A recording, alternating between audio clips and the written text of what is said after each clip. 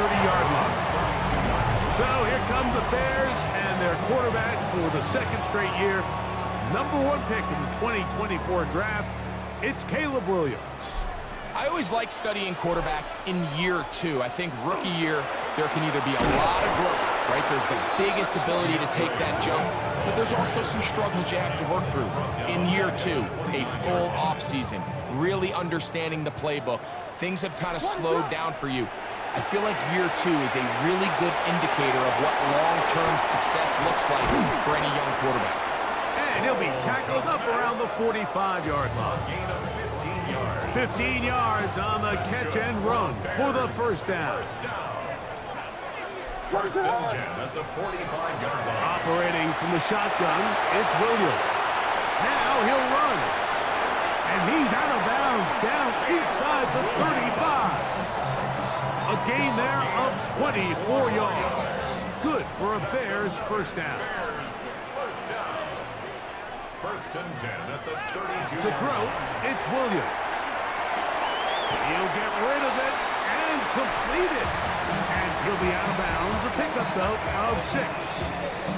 Certainly not the biggest play of the day, but a good example of picking up positive yardage, staying ahead of the chains by a well-timed ball and a well-timed route.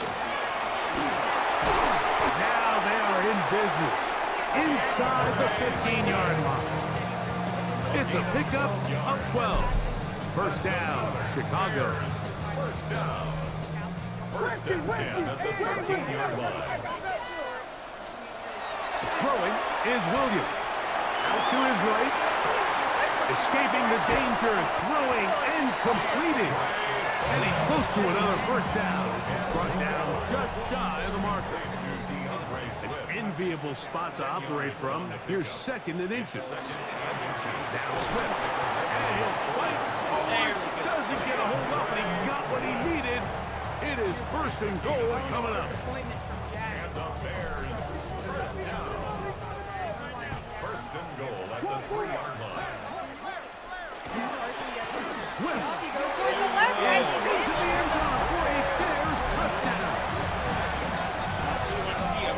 What a response by this offense. It's not easy taking the field bite for the first time in the game, and you find yourself already down a score.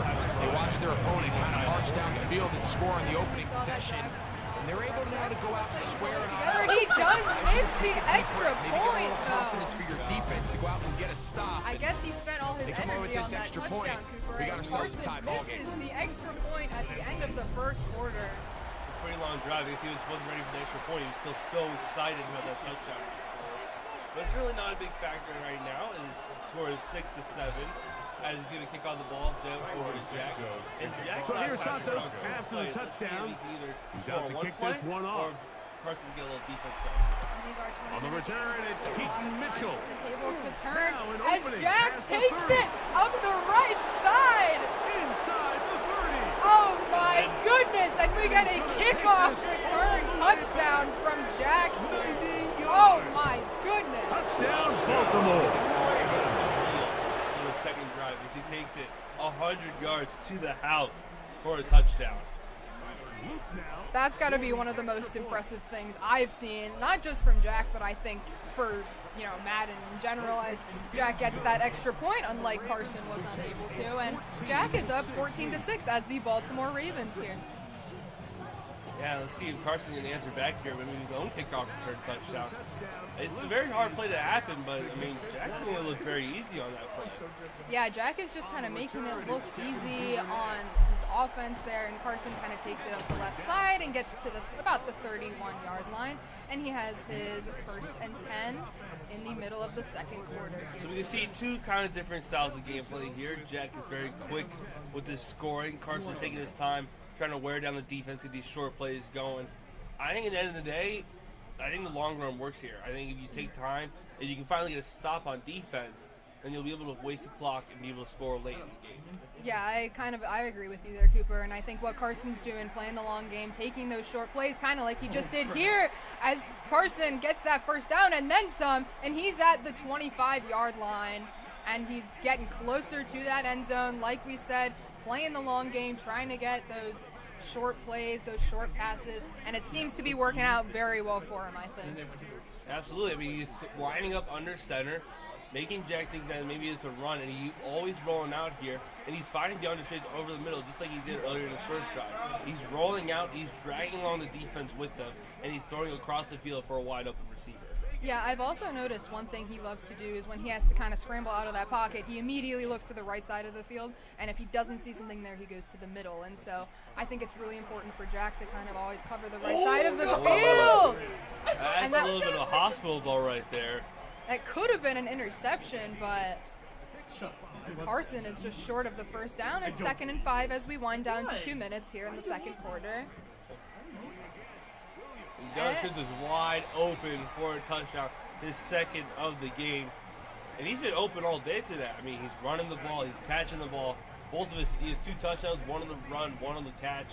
He's doing everything for Carson this game. And Carson looks like he's going for that 2-point conversion here. Let's see if he can get some of that out of here, and he gets that 2-point conversion.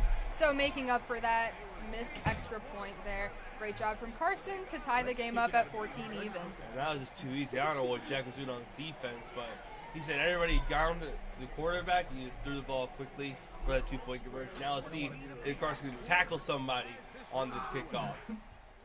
Yeah, certainly don't want Jack to have another kickoff return touchdown like he just did. And Carson does prevent that. He gets tackled between the 20 and the 30. So a great job from Carson there defensively. And as you get to approach the 2-minute warning, looks like Jack might take this one down to the half, see if he can get a quick score before then to take the lead going into halftime, which will help a lot. Jack steps back. He's looking left. And he tries to connect with a receiver, but his receiver drops it. I mean, that's just great defense. I mean, he got the hand on the ball there. I don't know if that was a first read Jack had, but I mean, the defense was really good on that play. I got a little bit of Mark Andrews flashbacks from that there, just a little bit. But Jack steps back on his 2nd and 10. Speaking of Mark Andrews, he's going to take it onto the 50-yard line. Tries to hurdle and gets tackled pretty hard around the midfield. I think Mark Andrews might have heard me from in-game and gotten a little angry with me, and so Jack takes Mark Andrews up the left side and tries that hurdle, but kind of got slammed by that defender there. Maybe he might be feeling that now. Yeah, he might be feeling it just a little bit, but let's see what Jack can do with his first down as we're under 2 minutes. He's looking right, he sees nobody, and he has to throw it to the turf. I mean, that's probably how you roll out right sometimes, is that the defense just stands there when the wide receivers finish their route. They're not moving anywhere after, so you're just standing there with the defense in your face, and that's kind of what you have to do sometimes, just try to throw it away. And that's basically what happened to Jack. The defender was just kind of in his face. And it's 2nd and 10. He looks up the middle. He connects with his receiver and gets over to the 20 before he's finally taken down just beyond the 20 around the 15. That's Derrick Henry right there, who's not really used to catching the ball. He's definitely more of a power runner, but he gets a play right there for about 20 yards. Definitely can see some different stuff in Madden like that, for sure. Especially a player like Jack, who loves throwing the ball. As I said, that he hands it off to Derrick Henry, who gets no gain at all. And you see Carson starting to take his time out, trying to get one more drive and more halftime, because Jack is getting close to the end zone here. He's in the red zone. He's looking to score to take the lead. And if you're Carson, the last thing you want here is for Jack to score. Oh my God, that was nightmare all around. It looked like one of Carson's defenders tried to tackle Caleb Williams and completely missed. And then it went off the offensive lineman's back. Like, that's just a crazy play all around. And for some reason, Carson called a timeout, even though it was incomplete. And there's the Mark Andrews we know and love so much. It drops the pass in the big moments. Mark Andrews looking a little bit confused there as he drops yet another big pass of his career, but this time in game as Jack tries to go for that field goal, and he misses the field goal. It is wide right. The new kicker for the Ravens, Tyler Loop, feeling the pressure in the Bears Stadium. It won't get it to go as Carson will get the ball on the 23-yard line with a minute 30 left and no timeouts. To look right in the middle to Luther Burden, who gets blown up at the end of the play but picks up the first down. And after all of that, Cooper, it goes back to Carson, who, as we wind down to a minute here, has been able to keep it even. He's playing better defense. I think as the game goes on, he scrambles to the right, and he throws an interception to one of Jack's defenders as Jack runs it back to around the 28-yard line. Right to the star defender, Roquan Smith, has been very quiet this game. Just a big play that Jack needs going to this final minute of the first half. And if you're Carson, that is the last thing you wanted. You really wanted to show your dominant defense and try and maybe take some of Jack's confidence away. Unfortunately, he just threw a pick there, and Jack scrambles outside right, and his receiver steps out of bounds. It looked like he wanted to keep going there, but his receiver steps out of bounds on 2nd and 5.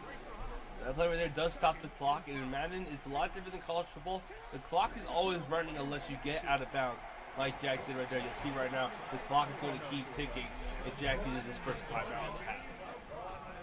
And Jack and Carson were expressing before this game that they're not giving up. Even though they're friends, you know, they're not going to take it easy on one another. They're going to play, and they're going to play hard. You know, Jack and I were talking before the game. We were talking about the prizes that are on the table as Jack passes to his receiver on the left side and gets another touchdown to put him up at 20. That's the veteran DeAndre Hopkins, who's been very good for the Ravens this year, and he gets a big touchdown for Jack going into halftime. Let's see if he makes an extra point here after just missing the field goal a little bit ago. And we'll see if he can redeem himself this And time. knock it down right at the middle. So it's 21-14. Jack has got about 30 seconds left in the first half. Do you think Carson can get a late touchdown here? Maybe a good kickoff return into a quick play touchdown? You know, Carson's not the giving up kind of guy. Even he could be down by 6 touchdowns and he would still find a way to kind of fight and claw his way back up. And you know, it might not result in a win, but he is the fighting type, as we're seeing by this kickoff return all the way up the left side to the 30 and the 20 before he's tackled out of bounds by one of Jack's Ravens. And that is the exact play you wanted, a big kickoff to get into the 20-yard line in the red zone right away to try to tie this game up. And Carson snaps quick, looks left, he connects with a receiver, and he runs into the end zone for an easy touchdown up the left side and puts himself up at 20. You know, you don't really see something called a perfect drive, but that might be a perfect drive right there. Large kickoff return, and then the first play you get a 20-yard touchdown to hopefully tie up this game. We know the kicking's been an issue today. And he's going to knock it down and tie up this game with 25 seconds left. Now, Jack has 25 seconds and 2 timeouts. He's been very dominant on the offense. I wonder if he can pull something out here to get the touchdown before halftime. I wouldn't be surprised if, you know, he kind of strategically placed his timeouts going down the field. I think he's going to be wanting to kind of get that touchdown before halftime to kind of have the upper hand going into the second half. And I think it's also a little bit of mind games, maybe getting into Carson's mind going into the second half. But we'll see. Jack's returner gets to about the 25 before he's taken down. And with about 20 seconds left here, folks, Jack has a 1st and 10. And Jack really wants to score in this drive because he did start the ball in the game, which means Carson will get the ball to start the second half. And he's been very good on offense. Both teams have been very good on offense. They're kind of trading scores right now. Just interested to see how Jack is going to use time management here as the clock winds down to 17. He makes a long pass down the field, and he almost connects with his receiver, but his receiver drops it. This time it is not Mark Andrews, but rather number 7 for the Ravens. He kind of got very lucky there. I don't think he saw the safety over by the logo. He kind of ran over at the last second. And now he's going to do a read option on Lamar Jackson. He gets blown up after a game of 4 right there. And the clock ticks down to halftime. Carson is making his excitement known on stage. We're seeing the energy come out here between these two best friends as we hit halftime at 21 between the Chicago Bears and the Baltimore Ravens. What do you think of these two guys here so far? They've been very good on offense. I don't know if it's good offense or just bad defense, but they've been attacking each other each time. I think they've scored almost every single drive. It's been a very interesting game to see so far.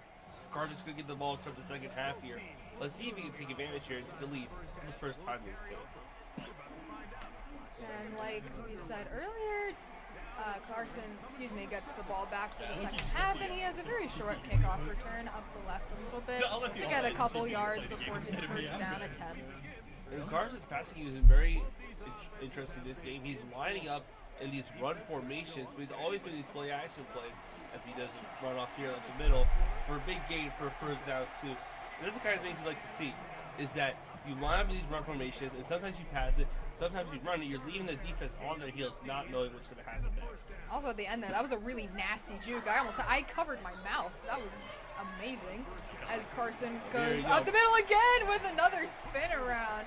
And one thing I've noticed is these jukes, these jumps, these hurdles, these guys love to try and be airborne to get more yards, or just love to put that razzle dazzle on those You love to see the fight out of these players trying to help Carson out by getting those few yards that he desperately needs. As he can throw the ball over middle, and it's dropped by his receiver at the very last second to make it 3rd down and 4. It looked like it was pretty secure there, but I guess his receiver just couldn't hold on to it. So it's 3rd and 4. He steps back, looks at the middle, quick pass, and his receiver gets tripped. Ouch. If that was real life, I don't know if I would get up from that. I think I would have to go to the medical tent after that. Yeah. That is straight helmet to the knee. I don't know how he is still playing this game right now. That was a big-time hit. And even injuries are on, so, maybe that's just an anomaly there. But Carson has to scramble all the way back, and he just has to throw it away. He went back about 10, 15 yards. Thank goodness he didn't get sacked there. That would have been a huge loss for this offensive drive. That's just a big blow up by the offensive line. I think they just, I don't know if Caleb Williams said something to him, but he's kind of let the defenders go and run right at him. The first time this game, he's really been pressured like that. As Cole Kmet is blown up again, he is fighting to not get hurt in this game. He's taking some big, big hits. And during this drive, Jack's defenders are just absolutely on the Chicago Bears here. But not during this drive, as Carson's able to get that first down by a quick pass to the left side of the field. As we wind down to 1 minute 45 here. And these are the times of hits you see from the dirty Ravens players. They don't play the game correctly. They're always trying to hurt people. I just don't like it. And that Steelers fan coming out in there, Cooper, as Carson gets about six yards on that play. Only 6 yards on that play. Only 6 yards, only 6. And he's taking it 4 at the 25-yard line. And Carson keeps lining up under center. He did these run formations. He's going to hand the ball off here to DeAndre Swift. And nothing really there for DeAndre Swift in that play. The O-line gets driven back a lot, and Roquan Smith flies in to make the tackle on that play.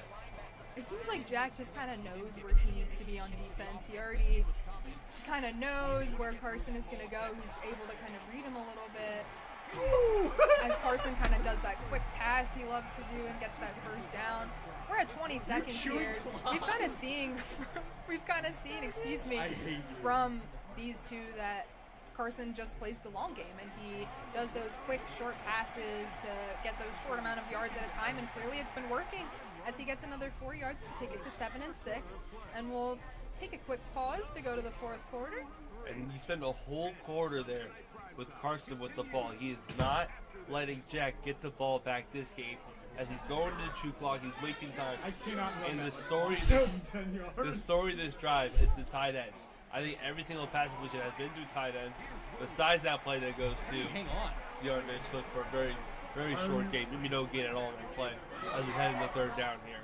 And if you're Carson, that's exactly what you want to do. You want to keep Jack to as little time as possible when it comes to possession of the ball, as Carson gets a touchdown to go ahead of Jack. And it seems like keeping the ball away from Jack from a time perspective has been working, as Carson takes the lead 27, hopefully 28 to 12. And that's been the kind of story of the game today, is these short passes that are going for long gains because they're not making the tackles that they need to make. And maybe that's on purpose from Jack, because the benefit of the doubt. Maybe he just wants the ball back so that he can score, because it looked like the whole time Carson was going to score that drive. And you want as much time as possible to try to tie this game back up.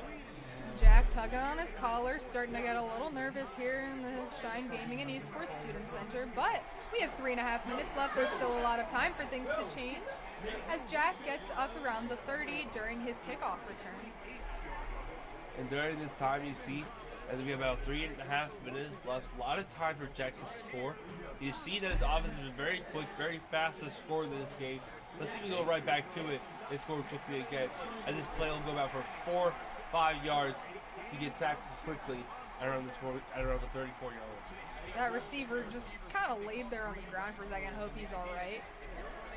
His receivers are just getting tripped up by the defense on both sides. And he takes a quick pass to the left side, and he gets the first down and then some. To the 50-yard line, we're halfway down the field with Jack on offense and Carson on defense. And one of the main things happening today is how poor the defense has been at tackling these receivers. You see there, Carson's safety just kind of dives away from the ball. I don't know if he's scared to make a tackle or anything, but they're just juggling with the tackle and making them get these few extra yards. As Lamar Jackson is going to run up in the pocket, and he's going to dive and dip and dodge his way around to get out of bounds at the 28-yard line for a first down. And Jack was kind of using Lamar Jackson, how Lamar Jackson actually is in real life. You saw that scramble and then that run afterwards. That's the kind of stuff that we see from Lamar in real time. Do we think Jack might be Lamar Jackson? Is Jack Lamar Jackson? Is Jack Lamar Jackson? He might be Lamar Jackson. I mean, I would hate to be on the defense going against Lamar Jackson because he's just so quick and shifty, especially as a quarterback. Some say he's just a running back in disguise. I don't know. He can throw it, he can run it, he can do everything. Yeah, and the Ravens for Jack might have been a great choice because Lamar is quick and shifty, and so is Jack as a player. So are both of these guys. And so we'll see what Lamar Jackson can do again on 2nd and down. And he passes to the right side, but the receiver steps out of bounds for a loss of 1, and not what you want to see if you're Jack here. And that's the type of quick, short passes, but that's sometimes backfires to you see that play. As there's a loss for 2 on the play, as Jack is going to look for a route for Derrick Henry, and he's going to fight and just be short of the first down. Now it's decision time for Jack. He's going to go for the field goal or go for the first down here. It looks like he's going to go for the first down, and this might be the game right here. One play on the 18-yard line. Carson needs to stop here. He's going to roll out, and Lamar Jackson's going to run for it. Gets that first down.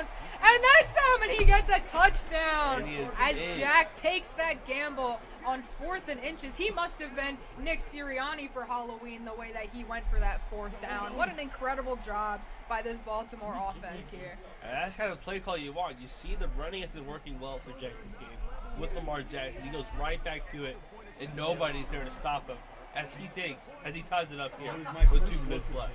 You ain't getting the ball back. And just, I don't even have words for not only the entertainment of this game, but just the sheer skill of these players. They've both tied it up 28-all. They've both been relentless this game, refusing to kind of give up. And, they might be best friends, but in this game, they are rivals, and they're certainly showing it with the way that they're driving down the field in these games. And we'll see what Carson is up to as we enter under 2 minutes in the 4th quarter. Carson gets a little bit around the 25, would have been the same as if he had taken a knee. And this has been very 2 different halves. The first half, the score is 21-21, now 28-28. Both players are taking a much longer, slower approach to getting down the field, getting these short 4 or 5 yard plays, even though that play just goes for 1 yard for Carson. Yeah, and that was kind of just the result of a bunch of Ravens players, I think, being on that right side. I think that was just unlucky. But 2nd and 9, another set of downs, another opportunity for scoring. As Carson takes his receiver, passing from the middle to the right for a first down. And that's sometimes the big plays you get. When you go for these short plays, sometimes the defense, they play down a little bit, and you just throw it up high. You get a good 20-yard play right there.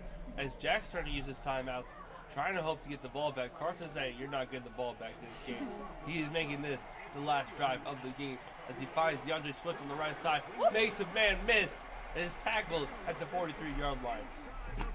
And those jukes, once again, are working out in Carson's favor here. That juke was able to help him get that first down. And there is not much time left here in this 4th quarter. The score is still even at 28. Carson scrambles back, and he's looking. And there's just nobody there for him to throw to. It looks like maybe it was overthrown or there was just coverage on all of the receivers, but it is an incomplete pass for that first set of downs there. And so Carson goes to 2nd and 10 using Caleb Williams. He steps back, he's looking, and he tries to pass to a receiver on the right side, but it's dropped once again. We head into 3rd down here, 1 minute left in the game. Carson's in enemy territory, but it's in a rough few plays for him. He's going to roll out with Caleb Williams. Oh! What a catch. He's rolling him short. Oh my goodness, he's ruling him short. Oh, what a catch to make it a big play. Jumping over 3 different receivers and grab that ball after just dropping one. I think that's a good little get back right there. And this is a critical set of downs here. Oh, as Carson just misses that, and it's stopped by the defenders of Jack Elliott here, and it's turned over to Jack on a fresh set of downs. And that's a big gamble you take, and it just two defenders running up right of the middle to stop DeAndre Swift. As Jack has the ball, less than a minute left, no timeouts, he's going to throw it, and he overthrows his receiver. See, that's Lamar Jackson, I know, overthrowing his receivers, not making the right plays. That's Lamar Jackson, I know. And if you're Jack here, you're trying to get down the field. You're trying to get as close to that 40, that 30-yard line as you can. You might have seen the graphic on the screen. Tyler Loop as the kicker getting to around that 40-yard line gives Jack a very good chance of making a kick, and he gets very, very close. He's just moving down the field, and now he's within field goal range. And Lamar Jackson's been doing this all day. He's been rolling out, running for the big plays, and Jack's right there in field goal range, trying to knock off Carson in his first round of this tournament as he hands the ball off to Derrick Henry for about no gain. But this is just wasting the clock. Jack, as Carson called his last timeout of the game. Yep, and neither has any timeouts anymore. We're seeing the clock wind down. Play clock at 35 seconds, much like the time clock. And Lamar Jackson, a.k.a. Jack Elliott, scrambles, gets that first down, and we are at 30 seconds here in the fourth quarter with an even score. Jack takes the ball out of bounds to stop the clock. I don't know if that's the play he wanted. You got all the time in the world. You're in great field position. You just need a field goal to win. So if you got to be very smart. Hold on to the ball. Don't make any costly mistakes in this game. Could be in your hands. And Carson does not have any timeouts here, and so it is kind of just stop Jack or game over or go to overtime if he misses that field goal. Field goals have been an issue today, and we're starting to load it up. Clock's ticking down with 5 seconds left. Does Jack have it in him? And he sneaks it in for the win. Jack Elliott takes the win 31-28. Is it best of three?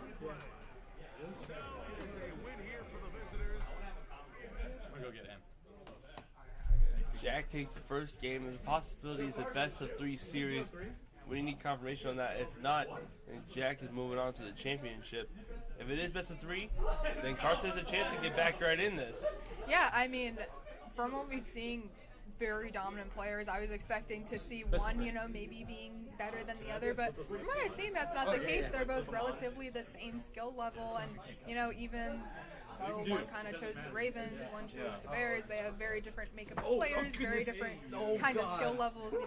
We saw how each of their individual skill sets came out as players, those jukes, those hurdles, those long passes, the short passes. That first game was very entertaining, and, as we're waiting for confirmation, whether it's a best of 3 or not, I want to see more. I want to see what else these guys can do. And we just did hear that it is a best of 3 series, so Carson is not out of it yet.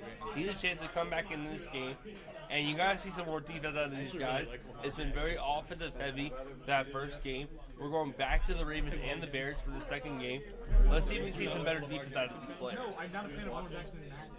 And we're just getting set up here. And they are ready to go. And same rules as last time, with no injuries, injuries are on, weather is off, 4-minute quarters, same rule set as last time. Looks like they chose Mike Tirico for the commentary, not that it matters, but he is a Syracuse alum. Mike Tirico's a great commentator. He's on Sunday Night Football. He does a lot of things. He's actually going straight from the Super Bowl this year to the Winter Olympics.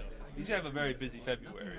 Yeah, no, well, listen, I'm excited to see a Syracuse alum in any sort of spotlight. And listen, the Olympics are awesome. I love watching the Olympics. But you know what I love watching even more? What's that? Madden 26 esports. It's been a lot of fun today. We're just getting started. Second game is kicking off here. Jack is going to start with the ball. Last time we saw him, he took the kickoff to the house for a touchdown. Let's see if he can do it again here.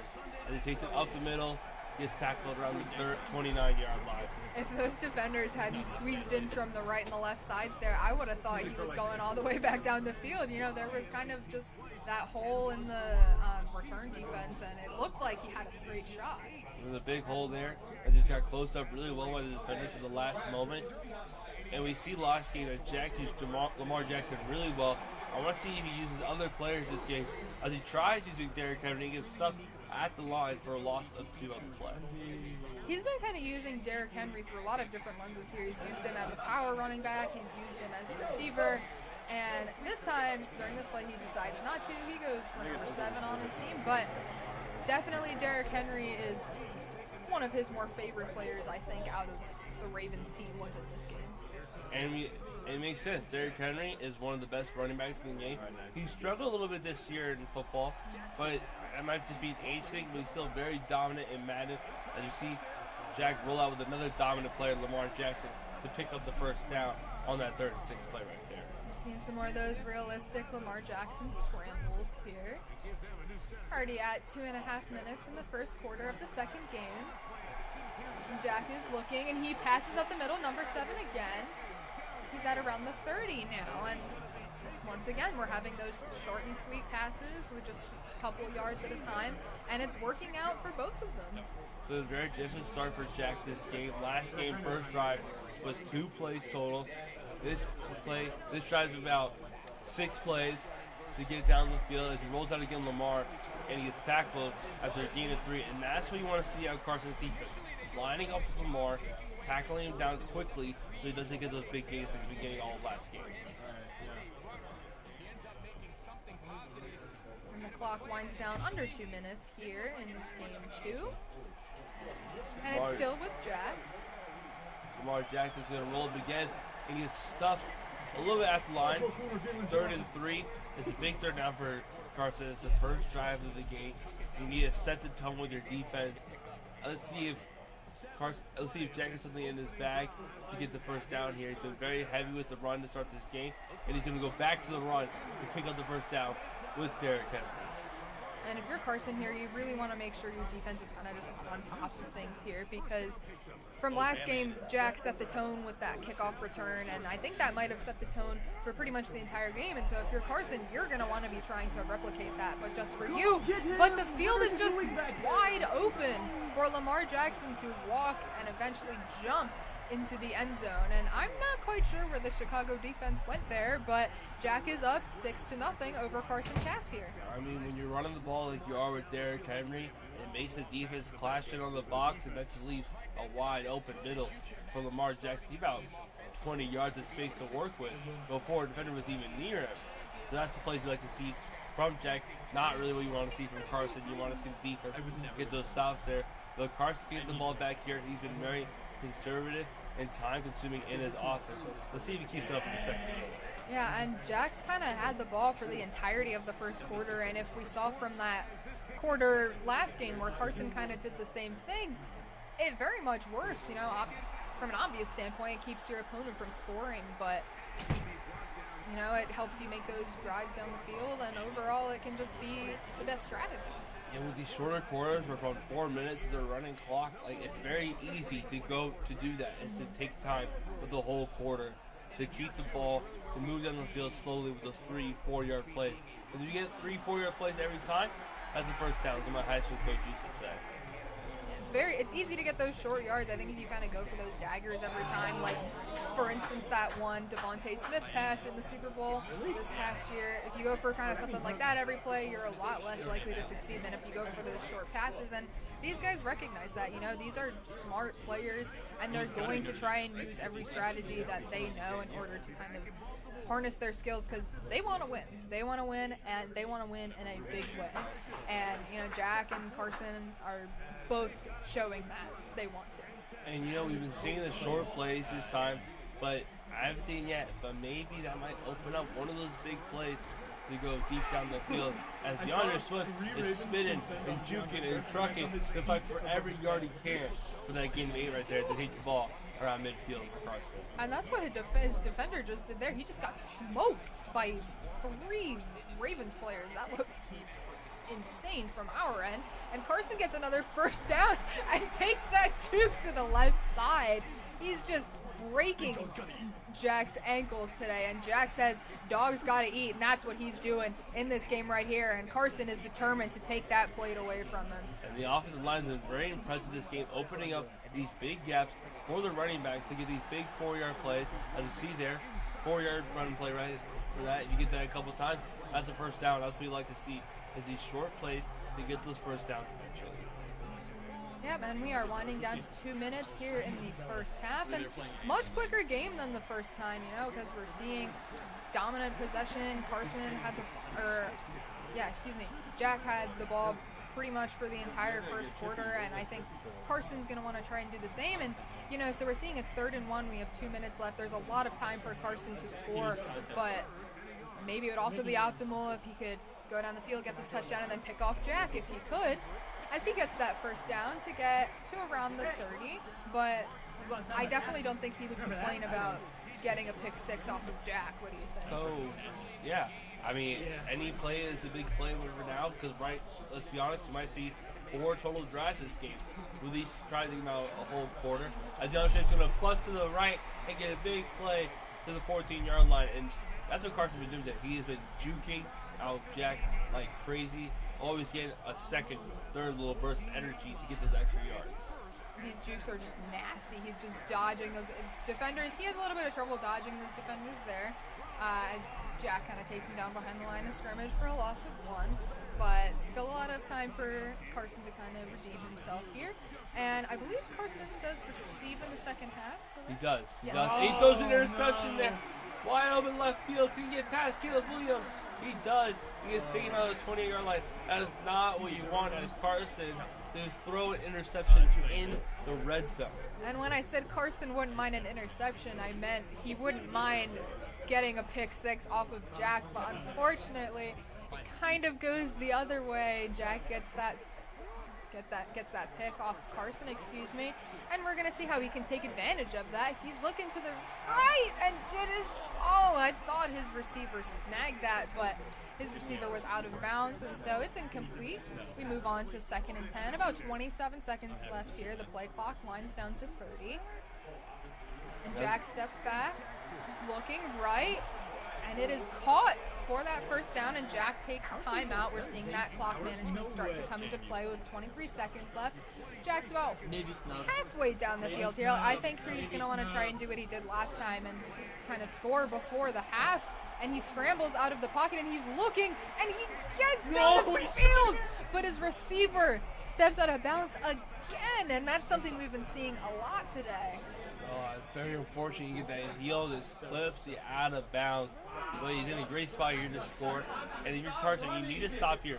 You do get the ball for the second half, but you don't want to be down 2 possessions as he's rolling out and throws it away.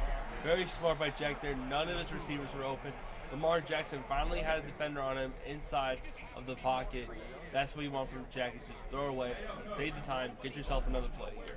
Yeah, and if you know ball, you know that throwing it away isn't always a bad thing, right? Sometimes you got to do what you got to do to not lose yardage or turn it over, and that's what Jack did. And on the next play, it worked out in his favor. There is no way beyond. He gets that first down and winds the clock down to 5 seconds, and he's going to go for a field goal here. Let's see if he can make it. And Jack makes the field goal. It is good to add another 3 to his 7, and it's 10-0 with the Ravens in front. And for this drive that just happened, that's a good defense at Carson by holding his 3 points. You're down 10 now, but it's much better than 14. You don't need 2 touchdowns, which have been very hard to come by. But now in the second half, Carson's going to have to take a much quicker approach, not slow down the clock like he's been doing in this game, which I think Jack wants. I think Jack wants him to make these big throws, to try to get these big chunk plays, which can hurt him in the long run. Yeah, I think if you're Carson, you want to try and maintain possession, number 1, the whole time. Number 2, don't let Jack even touch that football, because if he touches it, it's either going to end a field goal or it's going to end the touchdown from what we've seen. And the second Jack touches it, the clock's going to run down. If he's smart, he's going to let the clock run down to the end of the game, and it's going to be a 2-0 sweep for Jack. But it's going to kick off to Carson here. Carson needs a big kickoff return here to set the tone for the second half. And, wide open hole on the right side. What a great tackle by the defender to take it down to the 32-yard line. We're seeing some stats from DeAndre Swift, 7 rushes, 53 yards for this game. Clearly we're seeing one of Carson's favorite guys here. We've been seeing him use Swift throughout this game, throughout a lot of last game. It just seems like he's really his fallback kind of guy. And he's been very good with the jukes and spins. He's been doing a lot in this game as he's going to roll out here on right. Take it off of Caleb Williams. Trying to dive for the first down, but gets tackled about 8 yards here. And he's going for the hurry-up offense, trying to save the clock, get as much plays as he can, which he might need based on how he's been playing.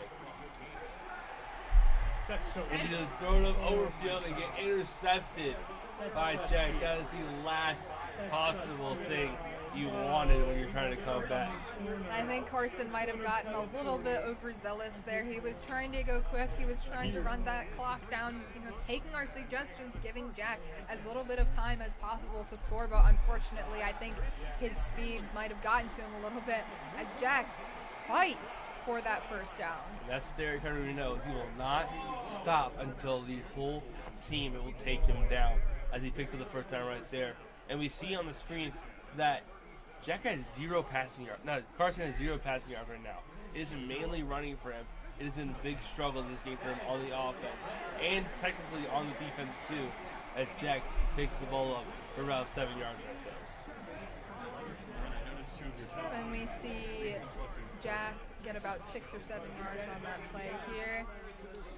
And it just kind of seems like Carson might be losing his fighting spirit a little bit, maybe, but that's a good tackle right there. Big third down here for Carson. You need to get a stop here. You need to stop Derrick Henry and run. Or Lamar Jackson if he takes off. And Derrick Henry's going to try to run, and he's going to be short for the fourth down. Now a big decision for Jack. Does he take the field goal, then make it a 13-point game, or does he go for it to try to end it possibly right here with a big play? And Jack did just correct me. He did indeed today. Carson is never one to back down. And so I'm expecting entertainment until the very, very end, kind of like we did the last game. But we'll see. Jack is trying to make about a 45-yard field goal, excuse me. Not too much wind. It shouldn't be an issue for him, but we'll see. And he makes that long pass. It is good for another 3 points, and Jack moves up to 13 over Carson 0 with the Chicago Bears. Carson's definitely not out of it now. You got a good stop on defense, 13-point game, but you need to be better on offense. You can't throw an interception like you did last drive. You got to score quickly and keep getting stops on defense. We saw last drive that he used his timeouts very quickly in the third quarter. Let's see if that's going to help him or hurt him. We're getting down to 2 minutes here, and the play clock is at 35. And we'll see if Carson keeps going for those short and sweet. Caleb Williams, a little razzle-dazzle-esque throw with a little jump there. And the Bears get that first down. Carson liked that razzle-dazzle. Let's see if he does it again. He goes for that quick play calling. We're at under 2 minutes here in the third quarter. He steps back. He looks right side again, and his number 4 receiver runs out of bounds. That's his favorite player right there, DeAndre Swift, making another big gain for him to get to the first down around the 30-yard line. And he's playing very fast, which he needs to play to be able to come back into this game. I got out of bounds. Hey. And he takes He's rolling out, and he's going to fumble the ball, and it's picked up by Jack. And I guess he got so upset he accidentally paused the game there. Titans legend. And the game is turned over to the Baltimore Ravens and turned over as a result to Jack Elliott, the reigning champion from last game. And that's just great defense by Jack, the defender, punching the ball out, punching and punching until Caleb Williams finally lets loose. And now the game is fully in Jack's hands as he hands the ball off to Derrick Henry for a gain of 3 on that play. And Carson just has not been able to make those connections with receivers during this game like he was during the last game. We just saw he's had 3 turnovers in this game alone, which is pretty significant. And he's just leaving these wide open holes in the defense as Jack is able to get first down again.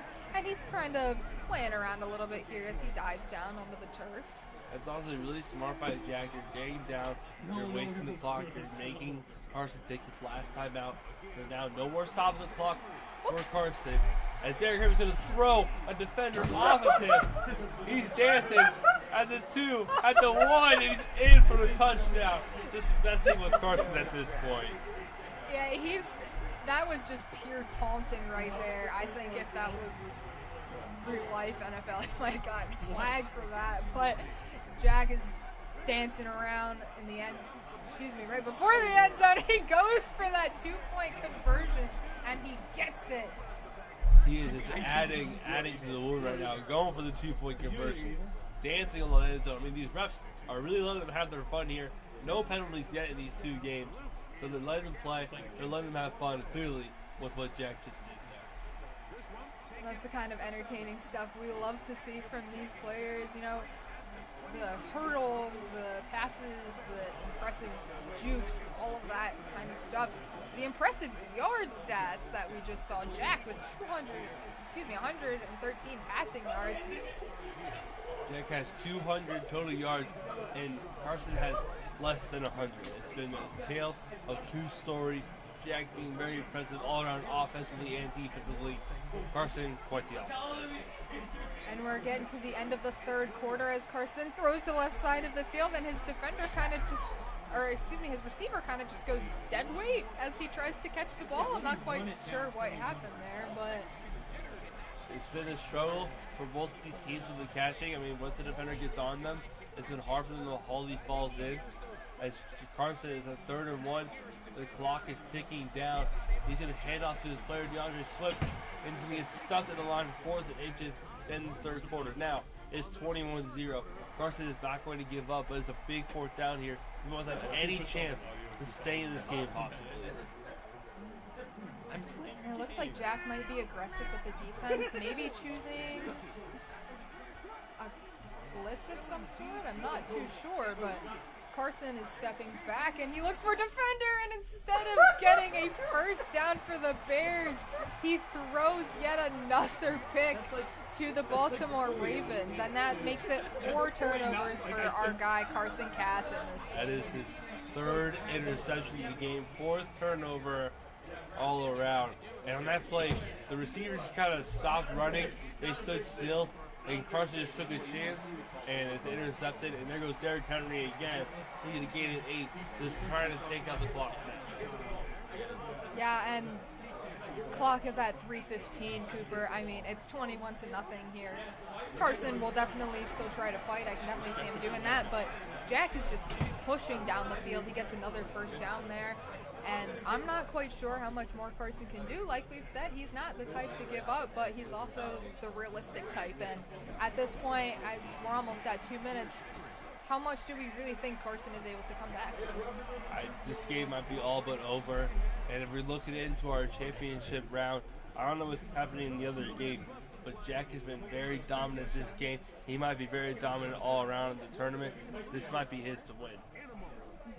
Yeah, and we've reached the 2-minute warning. You know, Jack's got 2nd and inches. He's very close to his own end zone. It looks like he might score again, and loses just a little bit. I guess he lost a few inches on that yardage because he moves back to 3rd and 1 with a minute 28 left in the 4th quarter, and it's as he's on his 3rd down. We'll see what he can do. He chooses to run the ball. He chooses to go up the middle, and he goes back to 4th and inches. And the 4th and inches curse has really just hit these 2 guys here in these games. And this is kind of the plays you see out of Jack. It's 4th and inches. The game is coming down to the end, but he is not stopping. He's going to run. He's going to turn, and he cuts back to not score and to take the time down. And you see Derrick Henry, 12 rushes, 84 yards, and a touchdown. He's been very, very dominant this game.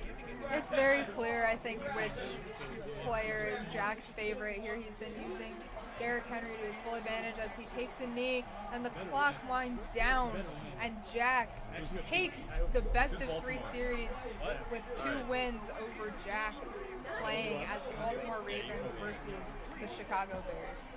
It has been very different 2 games. First game, very high scoring, final score 28-21. This game, very much different. Carson did not score at all.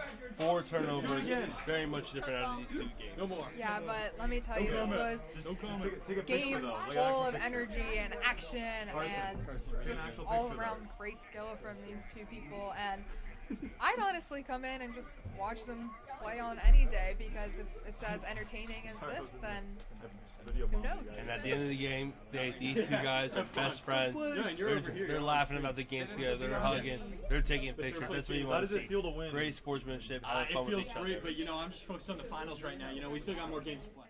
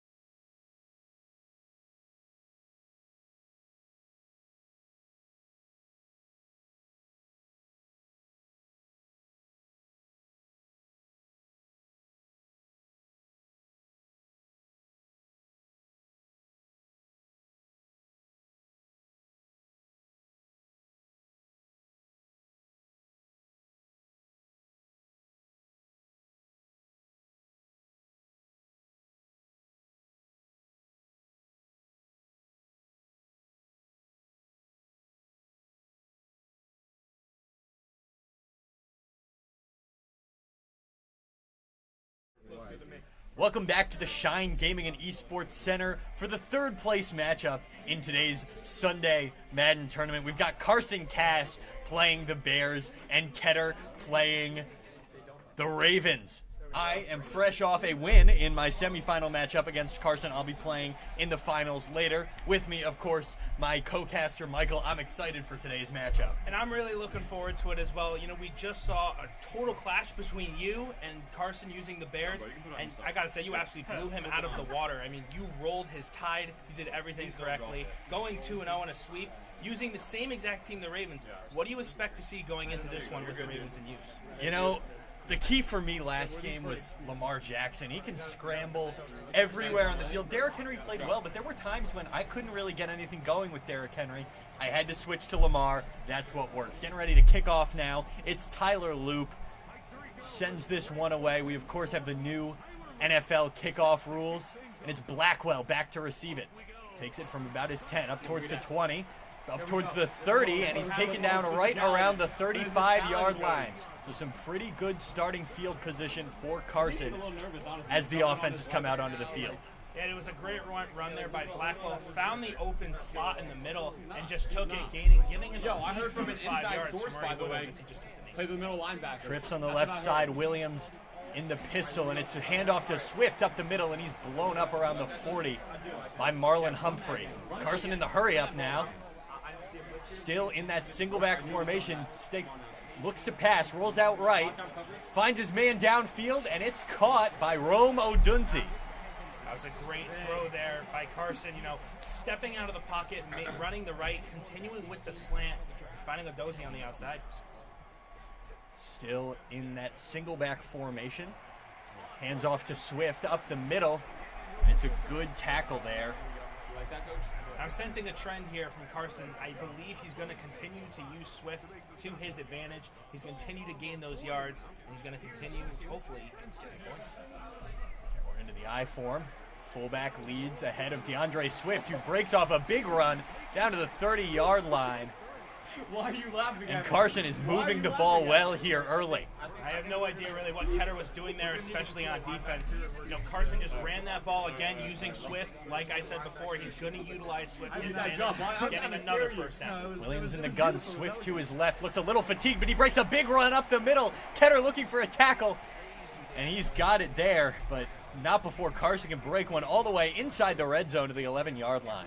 Yeah, again, just continuing to use Swift to his advantage. He's making Ketter look like a fool out there using Swift. 1st and 10 from the 11. Fullback handoff to Cole Kmet. Why are you running a fullback? And a good hit stick there from Starks. But Kmet goes all the way down to the 2. Carson mentions fullback university. That's his mentality. Why are you laughing? I gotta say, that was a huge hit on Kmet right before. He's lucky he didn't force a fumble. That fullback rush seems to be working out for him as well. He's in the gun, delayed handoff, but a good tackle there from Roquan Smith. Coming down hard against his former team, and it's a loss of 3. You know, trying that Swift play yet again, you might want to change it up. It's still early in the game. You don't want to show your full playbook. Williams from the gun rolls out right, makes a man miss, and strolls in for the touchdown. Carson takes an early 6-0 lead. And Jack, it's just like you said before, Caleb Williams and Swift, so important for Carson to use, and that is going to be how he gets points tonight. And just like that, he's got 6 on the board. There's an opportunity for field goal here. Missed field goals were an issue for Carson in the first game, but he nails that one right down the middle. Will reset as he prepares to kick off for the Ravens' first drive of the game. Great kick there by Santos. And Ketter's got to respond here. It's still early in the game, but again, offense early sets the tone for the rest of the game. And I feel going down 7 into the second half, it's just not a good look for Ketter. It was a great drive. Carson, utilized DeAndre Swift a whole lot. I think they call me the big Ali step-up. back to They call me receive. step-up. They call me step-up. They Has a call me hole up the step-up. middle. He's got room. They call me step up. Takes it all the way to the 35 before he's tackled. And Lamar Jackson is ready to come out onto the field. Great run there by Ali. I have to say, very similar to what Carson ran that first play, right up the middle, gaining about the same amount of yardage. Jackson Yo, Carson. back in the Watch out, pistol bro. formation. Steps back, and there's a man in his face already, and it's a huge sack already. What a hit there by Edwards, getting through to hit Lamar Jackson, completely shutting him down. And if that's going to be the case tonight, Ketter has to understand he's not going to have much time in the pocket and has to get rid of that ball. Wide open hole in the A-gap, and Carson was having difficulty getting to Lamar Jackson last game, but already first play, big 5-yard sack. Ketter rolling out. There's no receivers over here, so he's going to have to make something himself. Just throws it away before contact. Jarrett with the pressure. It's 3rd and 15. 3rd and long already. I'm a little surprised on that play. There was no calls for intentional grounding, but again, Madden refs are your best friend and your worst enemy at times. Jackson steps back, sees Mark Andrews downfield. He makes the catch at the 41-yard line. Mark Andrews gets up for that one. A great throw to Andrews right on the outside, running the slant route, finding Mark Andrews, getting that first down. So important for Ketter to end this first quarter. And a nice deep post. Goes for the handoff to Henry, breaks a tackle, gets a gain of 4 before he's taken down. That'll bring us to the end of the first quarter. Carson managed to use up most of the clock on his first drive.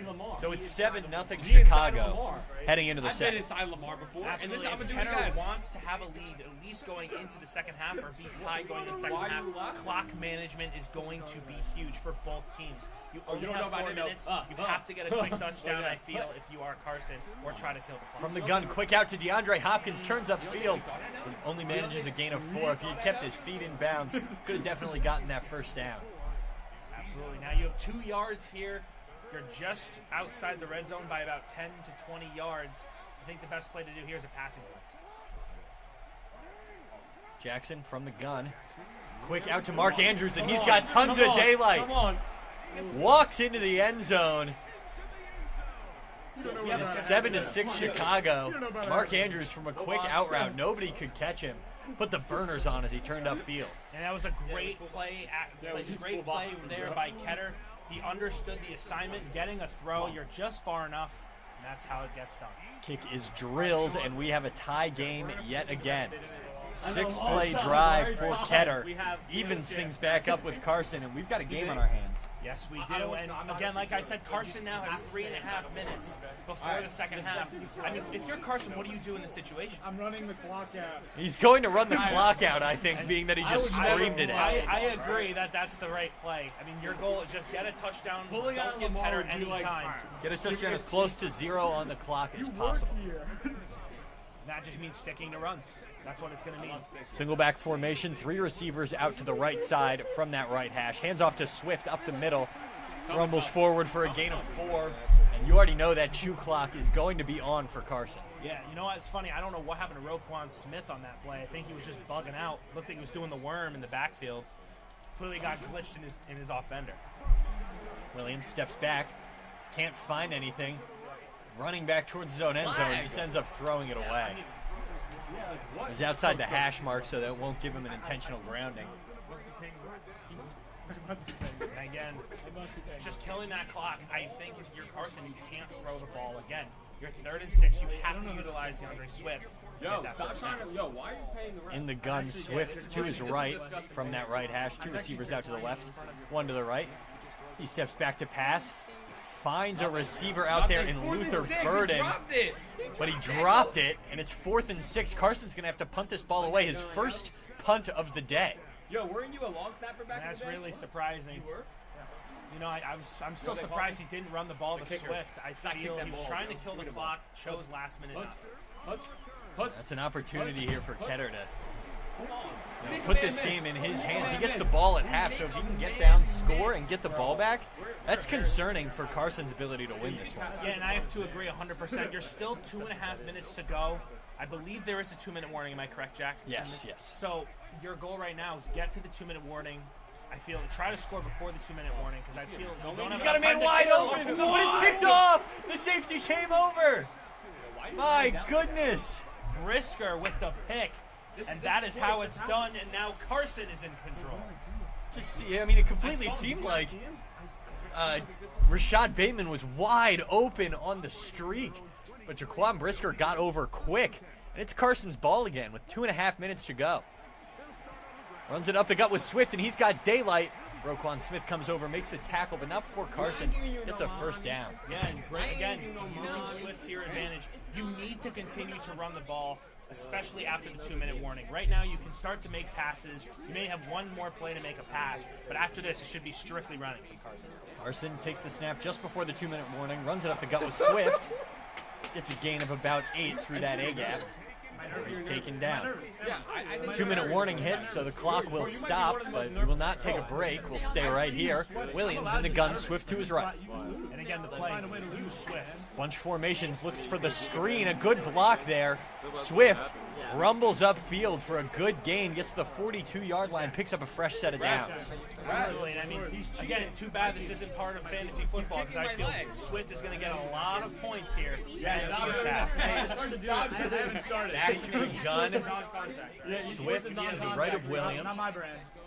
Carson audibles, immediately calls the play, finds a man in Komet wide open. Big tight end gets forward for 8 yards. And again, you still have 1:24 on the clock, 3 of your timeouts if you're Carson. Run the dang ball. Do not give any interception opportunities to Baltimore. Just get the touchdown, get out of the half. Williams steps back, elects not to pass, rolling out. Maybe looking for that X receiver, but he throws way behind him. It's a risk. Like I said, Carson needs to just continue to run the ball. That pass could have been a very, very bad situation for Carson. Still in that gun. First down, how about a little more? Hands it off to Swift. Swift manages to break free. A great block. And DeAndre Swift rumbles in for the touchdown. That's a great touchdown there by Carson, but I will say, I'm kind of surprised he didn't take the knee at the 5 or even at the 1. I still feel Ketter has enough time to respond with a touchdown. Ketter's got a minute to play, and he got his touchdown fairly quickly. His last drive, or excuse me, 2 drives ago on offense. Last drive, he threw a pick. I'm playing through OBS. There seems to be a bit of controversy over here about how the game is being played. Of course, it doesn't matter for Carson. He just picked up a big score as he prepares to kick off with Santos. No, because look, I can see the input This is now. big here. This is going to be really. I think this is going to determine the game if Ketter can respond to this. Ali takes it from his own backfield, runs straight into a Chicago defender. He's taken down around the 24-yard line. That's a great takedown there by the Bears. And now it's Ketter's time to shine. He's got 54 seconds and 3 timeouts to make Too much something cameras on me, happen. yo. Too much cameras. Got some cameras on the main stage of the Shine Gaming and Esports Center now. Jackson takes the snap, looks downfield. Oh my God! And DeAndre Hopkins catches it just in front of his defender. Rumbles to the 45-yard line for a first down. Ketter's got to be careful here. Needs to be calling timeouts. Otherwise, the clock will run for him. Wait, why am I doing this? Yeah, I agree with you. Looks like 100%. Carson took a timeout there, which was interesting. That's an interesting call there by Carson using a timeout. You're helping out your opponent by doing so. Jackson steps back, throws to Henry immediately, and it's broken up by Brisker. Let's go, baby. You know, there's still time left in this first half. Do you feel that Ketter might run a trick play here? Oh, I don't think so. I think he's keeping it fairly simple. Playing through OBS right now, kind of limiting himself a little bit. Got men all the way downfield, and DeAndre Hopkins is wide open down to the 23-yard line. Ketter takes a timeout. Now, if you're Ketter here, I feel you are just outside the red zone. You have 38 seconds to go, still have 2 timeouts. I feel right now you need to run the ball. Get that clock a little further down. Maybe use a timeout after you kill a little bit of time. In the gun, Henry to the left. It's a pass play, and it's a great play from the safety coming down there. Ketter uses his second timeout Suspend of him. the half. Kevin Byard with a great read, a great tackle on the big man, Derrick Henry. And it's 2nd and 13. Jackson in the gun. Hopkins motioned over. Takes the snap and hands it off to Derrick Henry. Finds a hole but read the block wrong. Went to the left instead of the right. It was a good block from number 70, but he's taken down. Unique play using hurry-up offense here. Not using your last timeout. Smart play by Ketter. Got to keep the timeout, of course, for the field goal. Looks like that's what he's going to have to do here. Calls the timeout. Accidentally takes a screenshot. Had to give Carson that clip. You know what I'm saying? 14-7. 14 seconds to go. You know, I have to say, you're 14 yards away. I feel you can get 2 plays off in 14 seconds. But I think he's going to I think he's going to go for it. Got one play. He's going for it. Henry in the gun, offset to the left. Got B wide There we open, go! and Rashad Bateman's in for a touchdown. Go. Like I said, Ketter's the type of guy, he's semi-pro in so many sports, esports, and I have to say, he's the type of guy to take chances. And he is hitting a little boogie on Carson right now.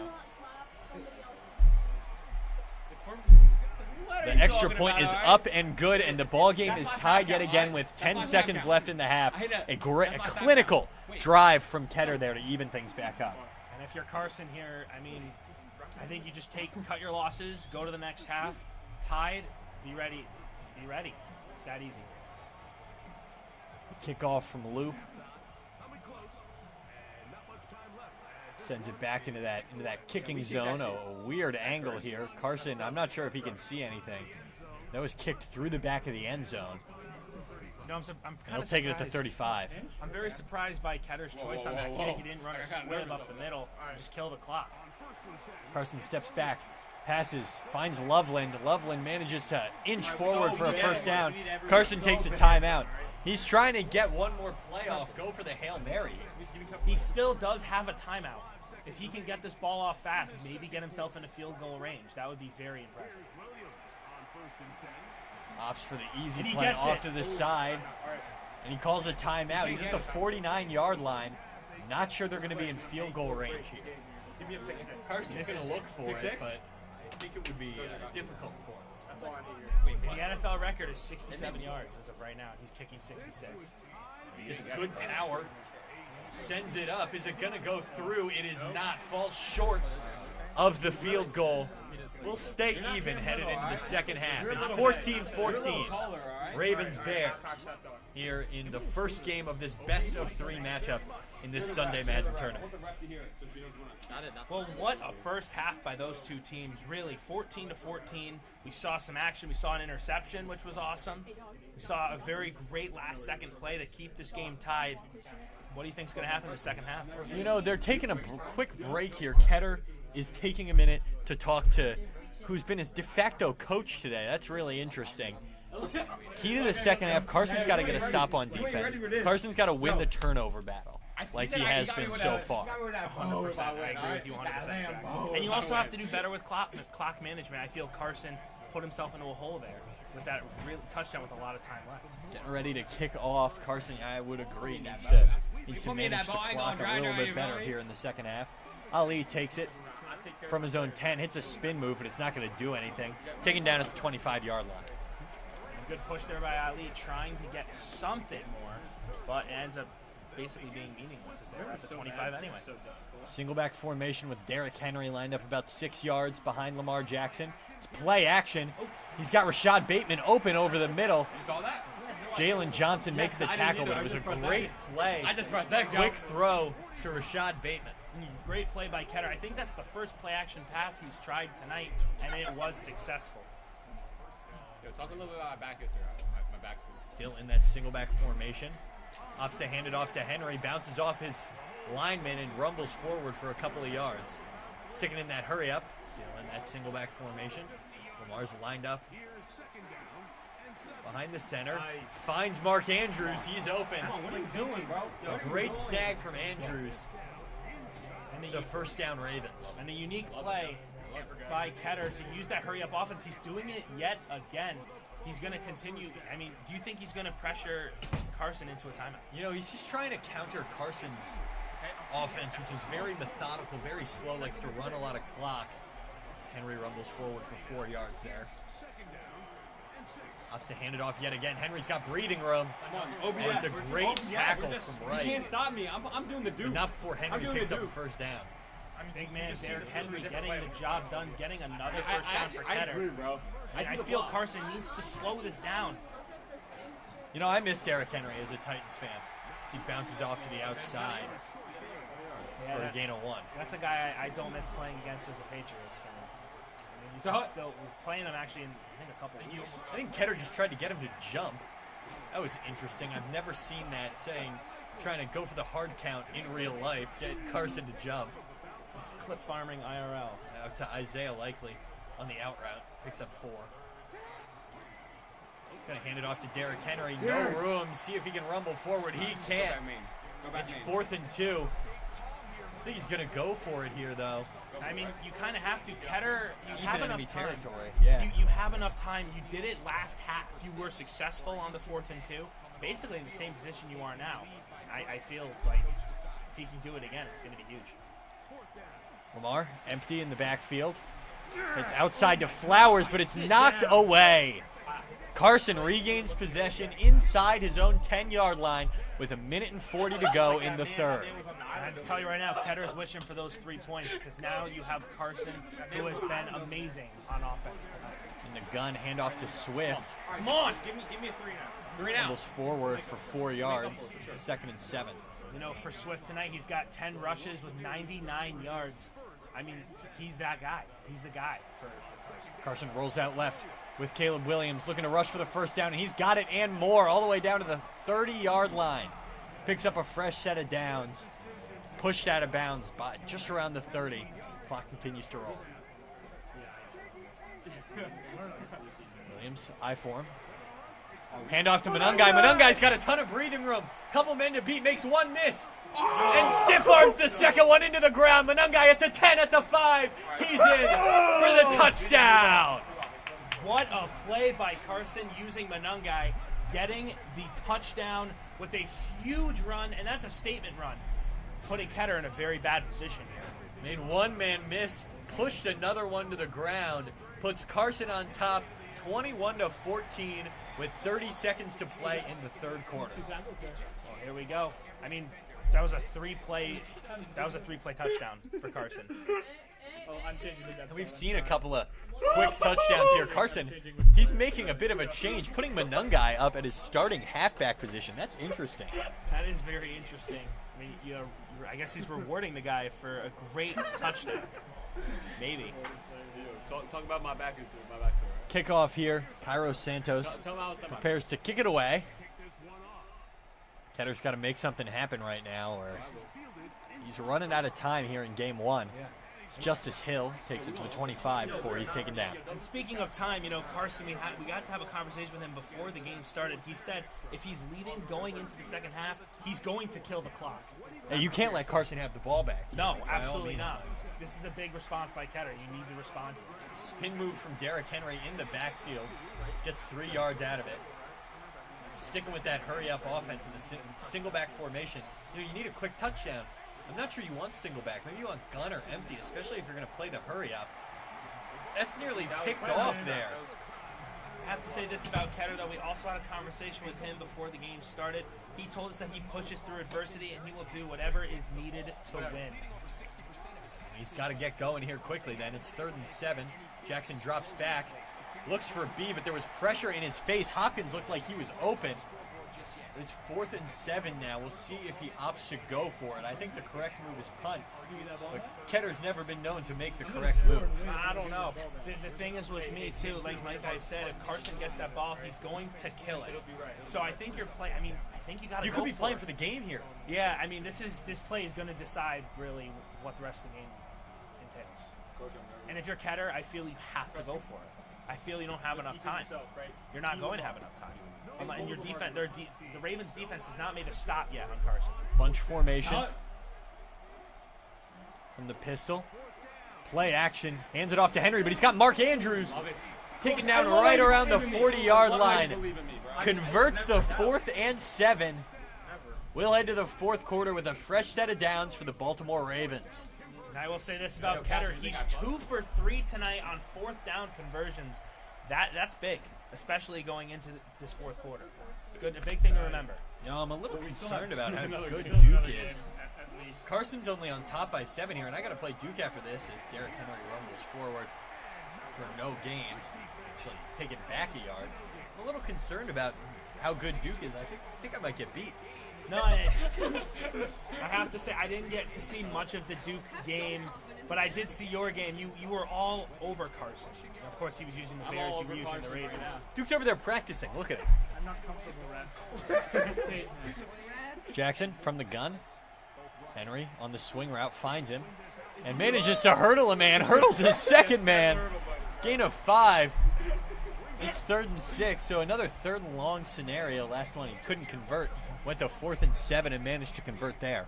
I feel like that's a risky play by Ketter, too. A hit like that could force a fumble and completely change this game. Jackson, Henry to his left. Ketter chewing clock. And oh my goodness, he's got a man in his face immediately. It's a huge sack for the Bears. What a great sack by the Bears. Robinson getting through and getting the job done on Lamar. And now you're 4th and 15, but he's going for it. I mean, you kind of feel like you have to. There's only 2 minutes, 2 and change left here. Time now. You got nervous. Carson trying to ice the play here, uses a timeout. Going to slow it down as, another Ketter hurry-up offense play.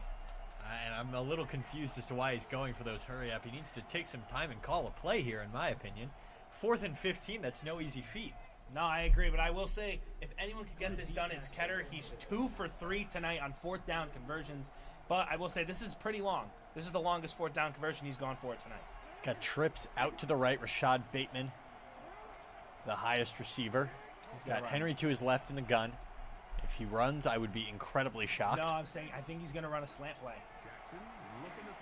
Looking for an option. Rashad Bateman's there, but it's broken up. Jalen Johnson, the all-pro corner, making a great play to break that one up.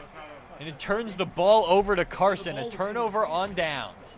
That's a great turnover by Carson. I was saying, I felt he was going to run like a slant play from a Hail Mary into a slant. He just did a traditional Hail Mary run. Single back formation. Hands off to Monungai, no gain. Carson's going to turn on that chew clock if he knows what's good for him, and he does. He's going to snap right before the 2-minute warning. Rolls out with Caleb Williams. Williams looking to get that first down. He's taken down just short. It's 3rd and inches. So if you're Carson here, what's your game plan? You're 3rd and inches. You're in field goal territory. You hope. I mean, do you do a run play? You think using I think you have to do a run with DeAndre Swift. I got it, coach.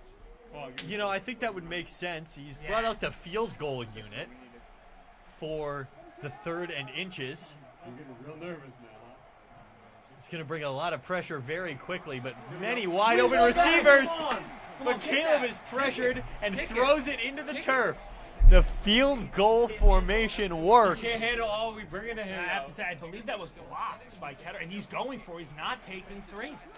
Carson's going for it. He's got field goal formation again, and it's blocked again. Come on. Yes. He's not great. I feel Carson could have iced this game to the field goal. I feel it. He's going to live to regret that. I would tend to agree with you. It's Malachi Starks, the safety on the block. Now Ketter has 1 minute and 52 seconds to take the ball all the way down the field and get a touchdown to tie this game. And I have to say, too, he also has 3 timeouts. That's important to remember. Jackson He's got all steps the time back, in the finds world. D-Hop. D-Hop, the corner trips. D-Hop with daylight to the 25, the 20, the 10. He's going to stroll in for a touchdown.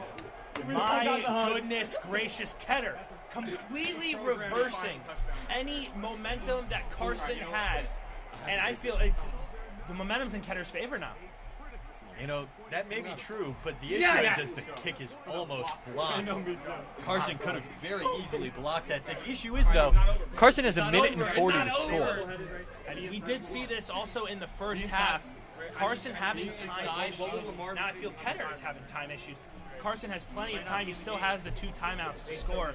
Now Carson needs to kill clock. He needs to chew. Kicked off to Duvernay.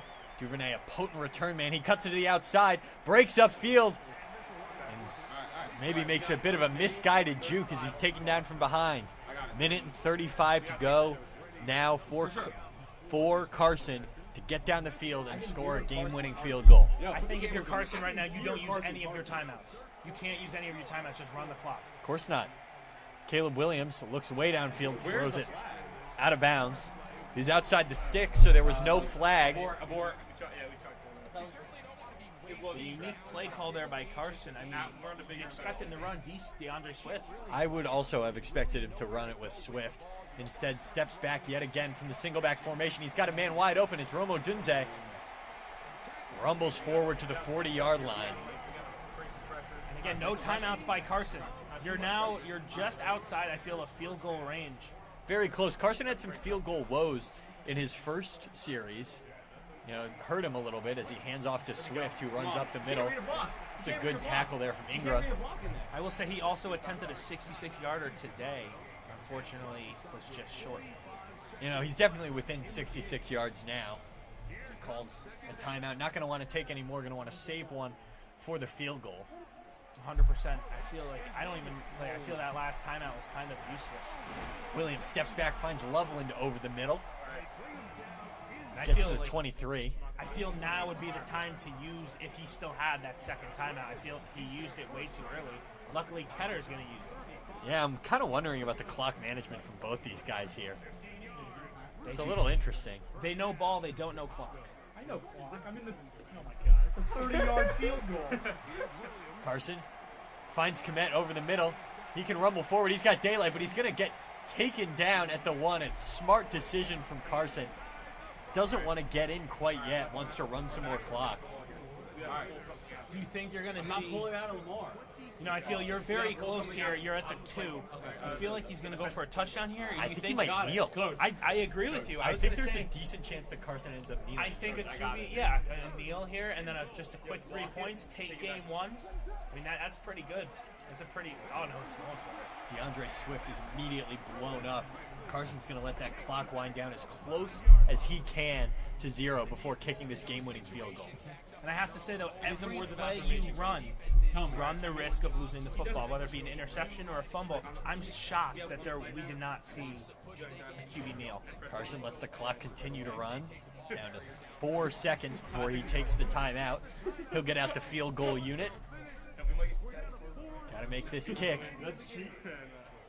Good power. I'm right there. Perfect accuracy. All right. And it's through. There's 2 seconds to play. There's still time. You want to kick that off? Yeah. What do you want to do there?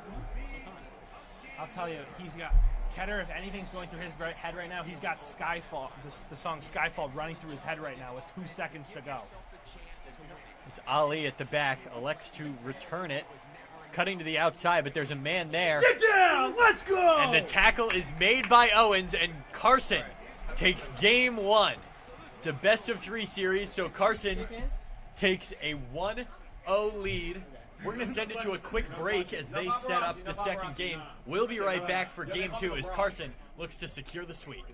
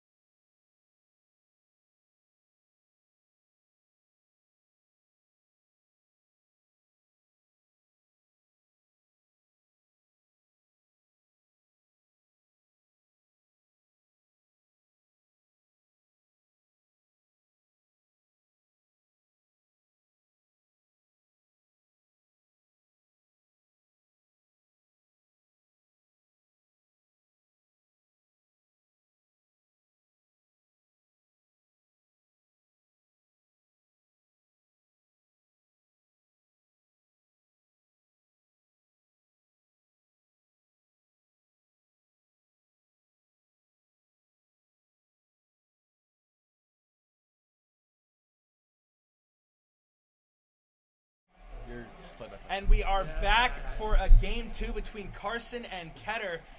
Going into this game, what do you think is going to happen, Jack? Carson's going to continue to ride DeAndre Swift. He was keeping it with him all first game. It was an excellent choice. We've got a team change here. Ketter's now playing the Broncos, which is interesting. I don't know that I respect Bo Nix enough to do that, but... Yeah, we're going to see it. Here comes Mims Jr. up the middle, and a huge hit by Carson up the middle. I mean, he covered his holes right there. Here we go. I mean, I think you're going to see some interesting plays here from Carson.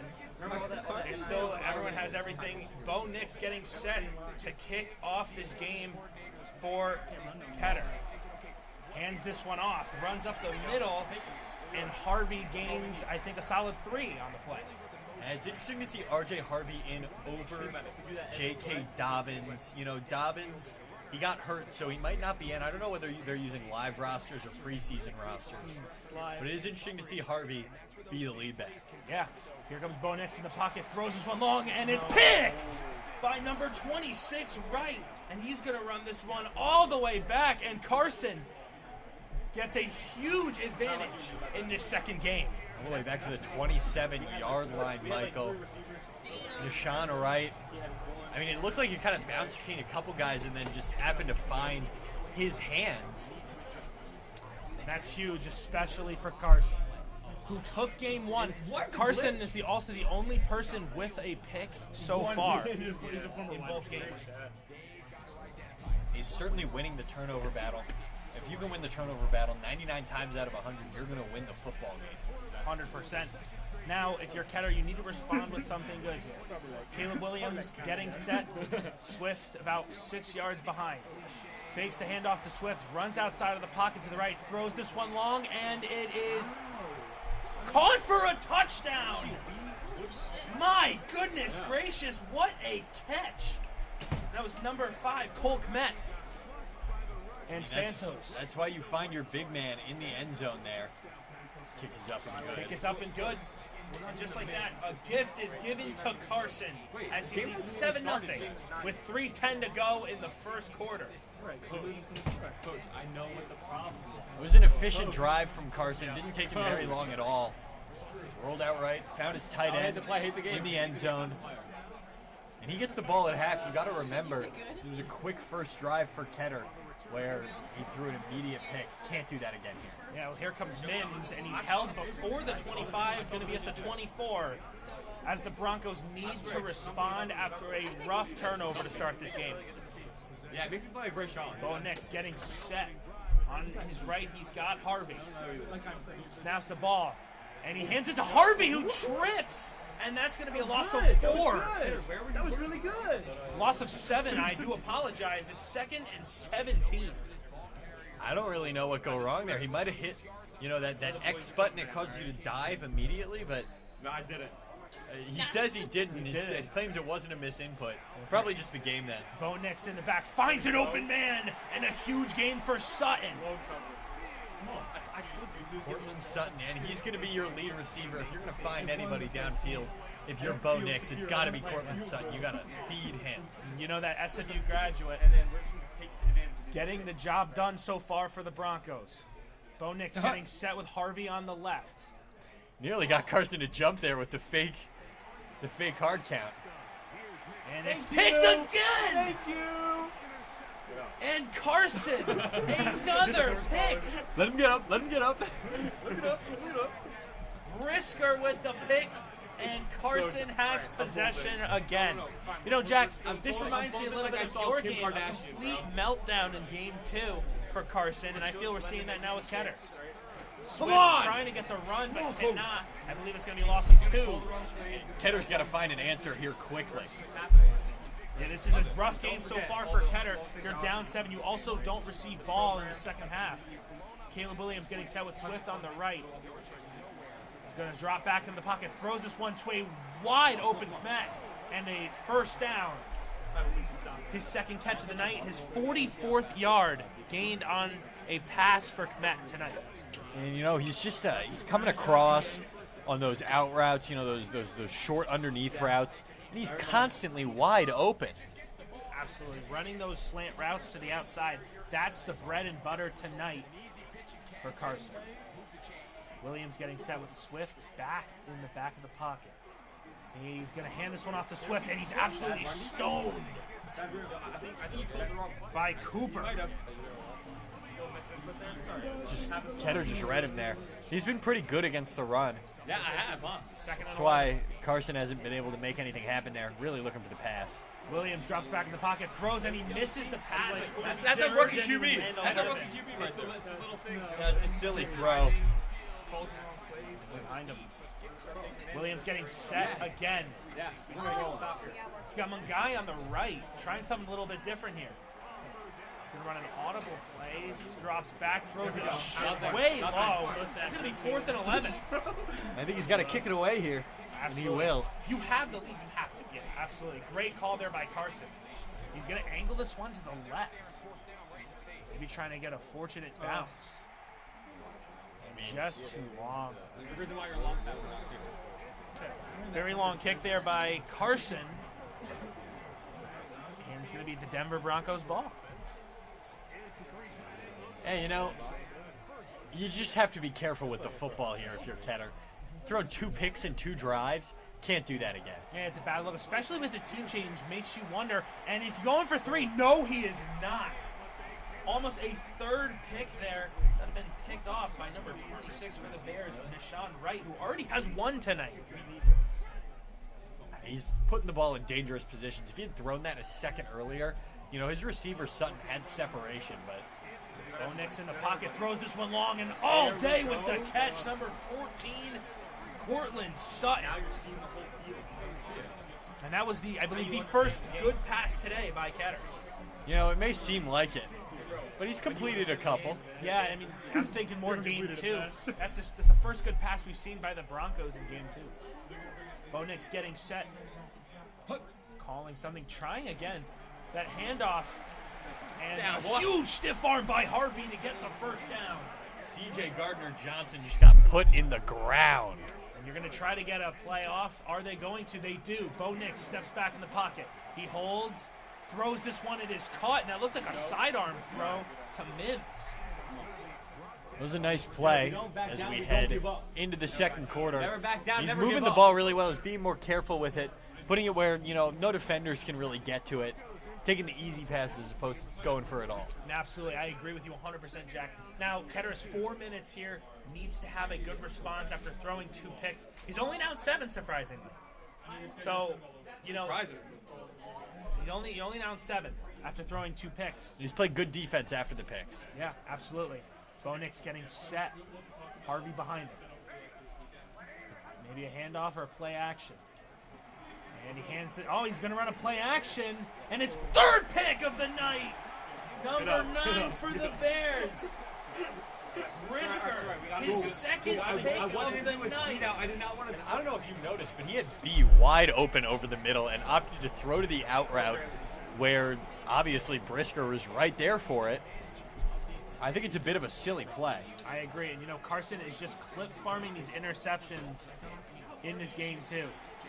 The question is, can he get something out of it before the 3rd quarter? I mean, you've got nearly 4 minutes. I would hope you can get it down the field. Absolutely, and I will say Carson does a great job of getting it done pretty quick.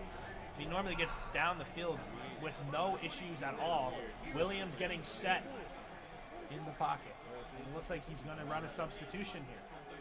Williams throws this one. It's a 1st down and a nice move by Smythe. And that is going to be another 1st down. He's moving the ball really well, looking to drain as much clock as possible. And he said, because he'll get the ball in the second half, we might see him try and run out the whole clock. Here we go. Williams in the pocket, throws this one long, and another. It's incomplete. I thought that was going to be complete. You know, I think that was a bit of a silly throw. Yeah, there was a safety right there. Yeah, I know. He threw it to Burden. Incomplete pass for Burden. Williams getting set yet again. Runs this one back. He runs out of the pocket. Will he run it himself? He will, and that is a 1st down for Williams. I don't know how he got through the hands of the edge defender there. And I have to also say, like, that sidestep, I thought, that's why I hesitated. That sidestep almost screwed him up pretty big. But a huge first down for Williams. Caleb Williams getting set Better than I yet think he again. does. Mungai's behind I got it. 3 turnovers, haven't capitalized on them the way I wanted to. Williams hands this one off to Mungai. Mungai takes it with ease for another first down. Oh, he's so good with his fingers. He's so fast with them. Hey. I mean, Kyle Monungai, he's one of the most underrated backups in the league. Probably one of the best backup running backs in the league. Can he get a he snap always before the gets 2 minute? the He A, does not. He's just a And with spammer. the 2 minute warning, 7-0 Carson. He's driving right now. He is making good use of his clock. Going to try and get it as close to 0 as he can before he gets in that end zone. Yeah. I think that's smart clock management. Absolutely. He's at the 44. Williams out of the pocket again, throws it to the outside. It is caught. Riding the line there. It's Monungai again. Monungai. Another good push, and now it's 2nd and 2. At this point, I would just mentally prepare yourself. What? He's got a good setup here. Looks to do another pass, maybe a slant play. And it goes to Monungai yet again. And a first down for the Bears. He's really using Monungai right now. He's been his workhorse back on this drive. Even the passing plays have gone right to him. 100%. What a great play there by Carson. He's doing a great job with clock management so far tonight. Williams getting set here. Back in the pocket. Holds. Goes to the outside. Williams, the throw is caught in the middle. And a huge hit. Romo Dunze again. He's been the leading receiver aside from Monungai, of course, today for Carson. That's a huge game for Dunze, but also a massive hit by Riley Moss. Here we go. Williams is in the red zone.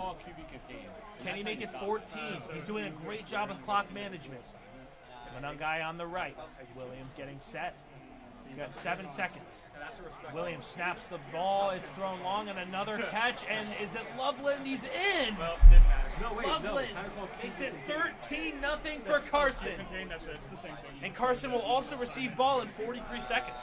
Yeah, I mean, if he can play good defense, not allow anything stupid here in these last couple minutes, he gets the ball at half, can go down, score again, and then it's a 3-score game, and then you're really in trouble if you're Ketter. I agree, and Santos' kick is good, and it will be 14-0 in favor of Carson. Ketter has just not had a response. You know, it's funny, so far, game 2, watching you was a shutout. We might see another shutout here. Here comes Mims. Mims right on the outside. He's going to get a decent amount of yardage, sidestepping. And he's still up, and he's going to get to about the 50. That's huge. That's huge. Yeah, it gives you really good field position. You only need a few yards if you just want to kick that field goal.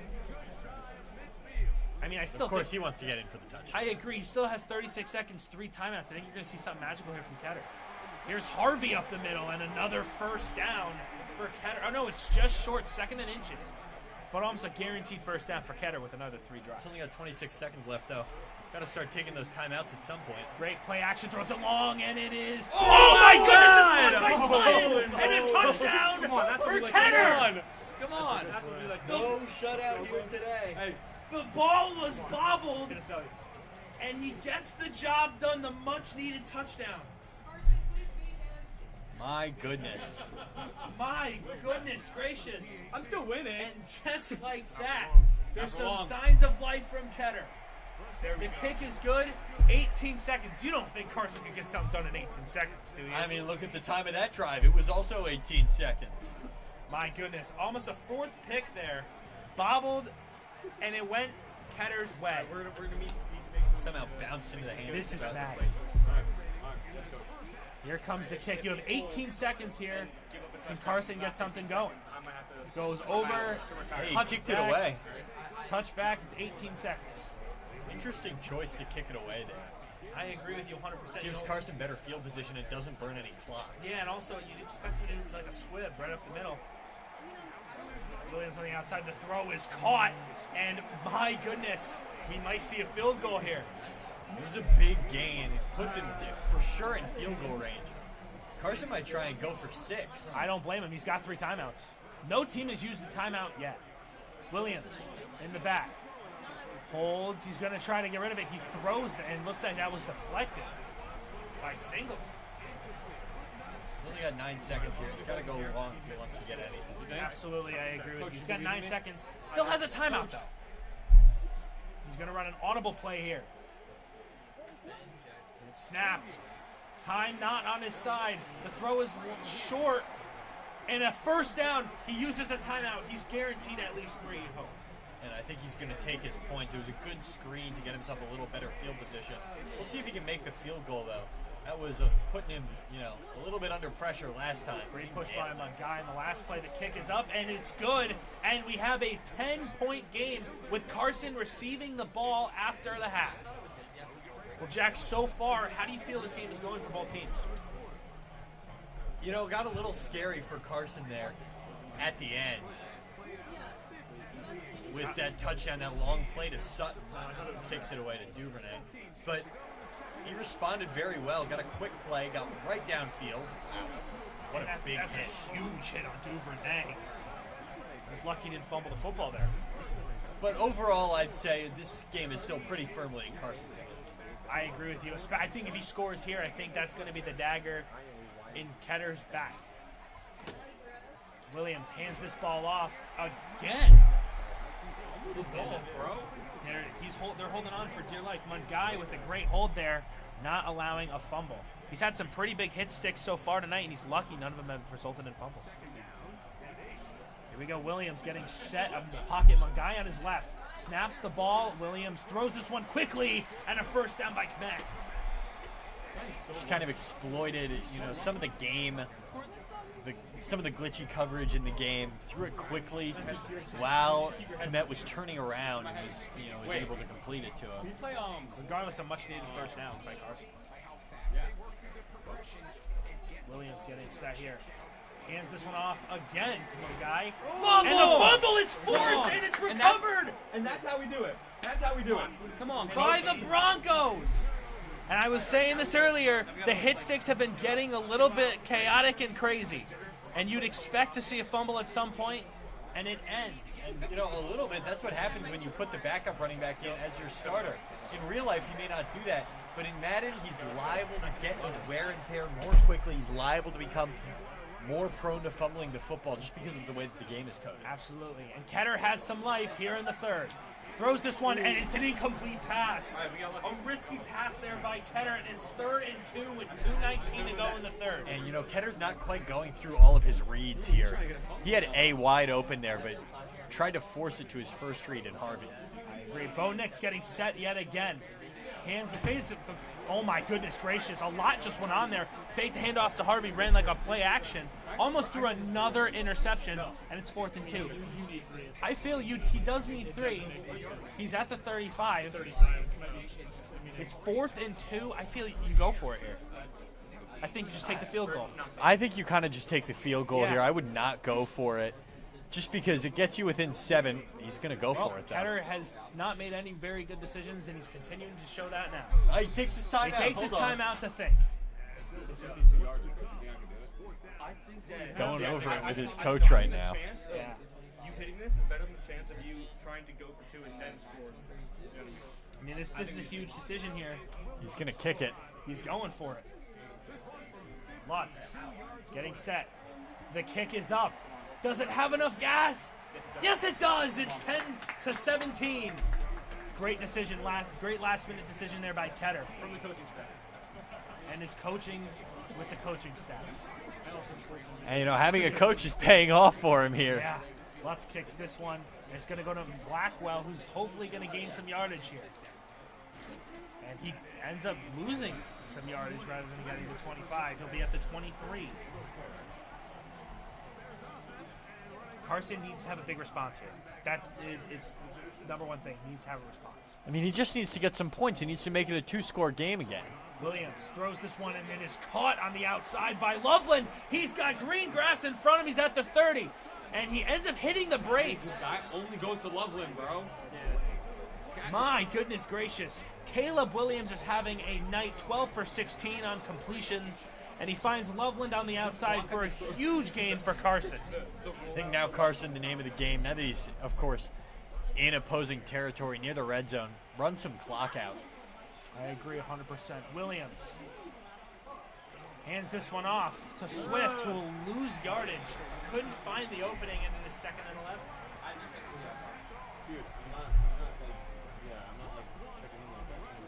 Williams getting set yet again. Doesn't have a running back near him.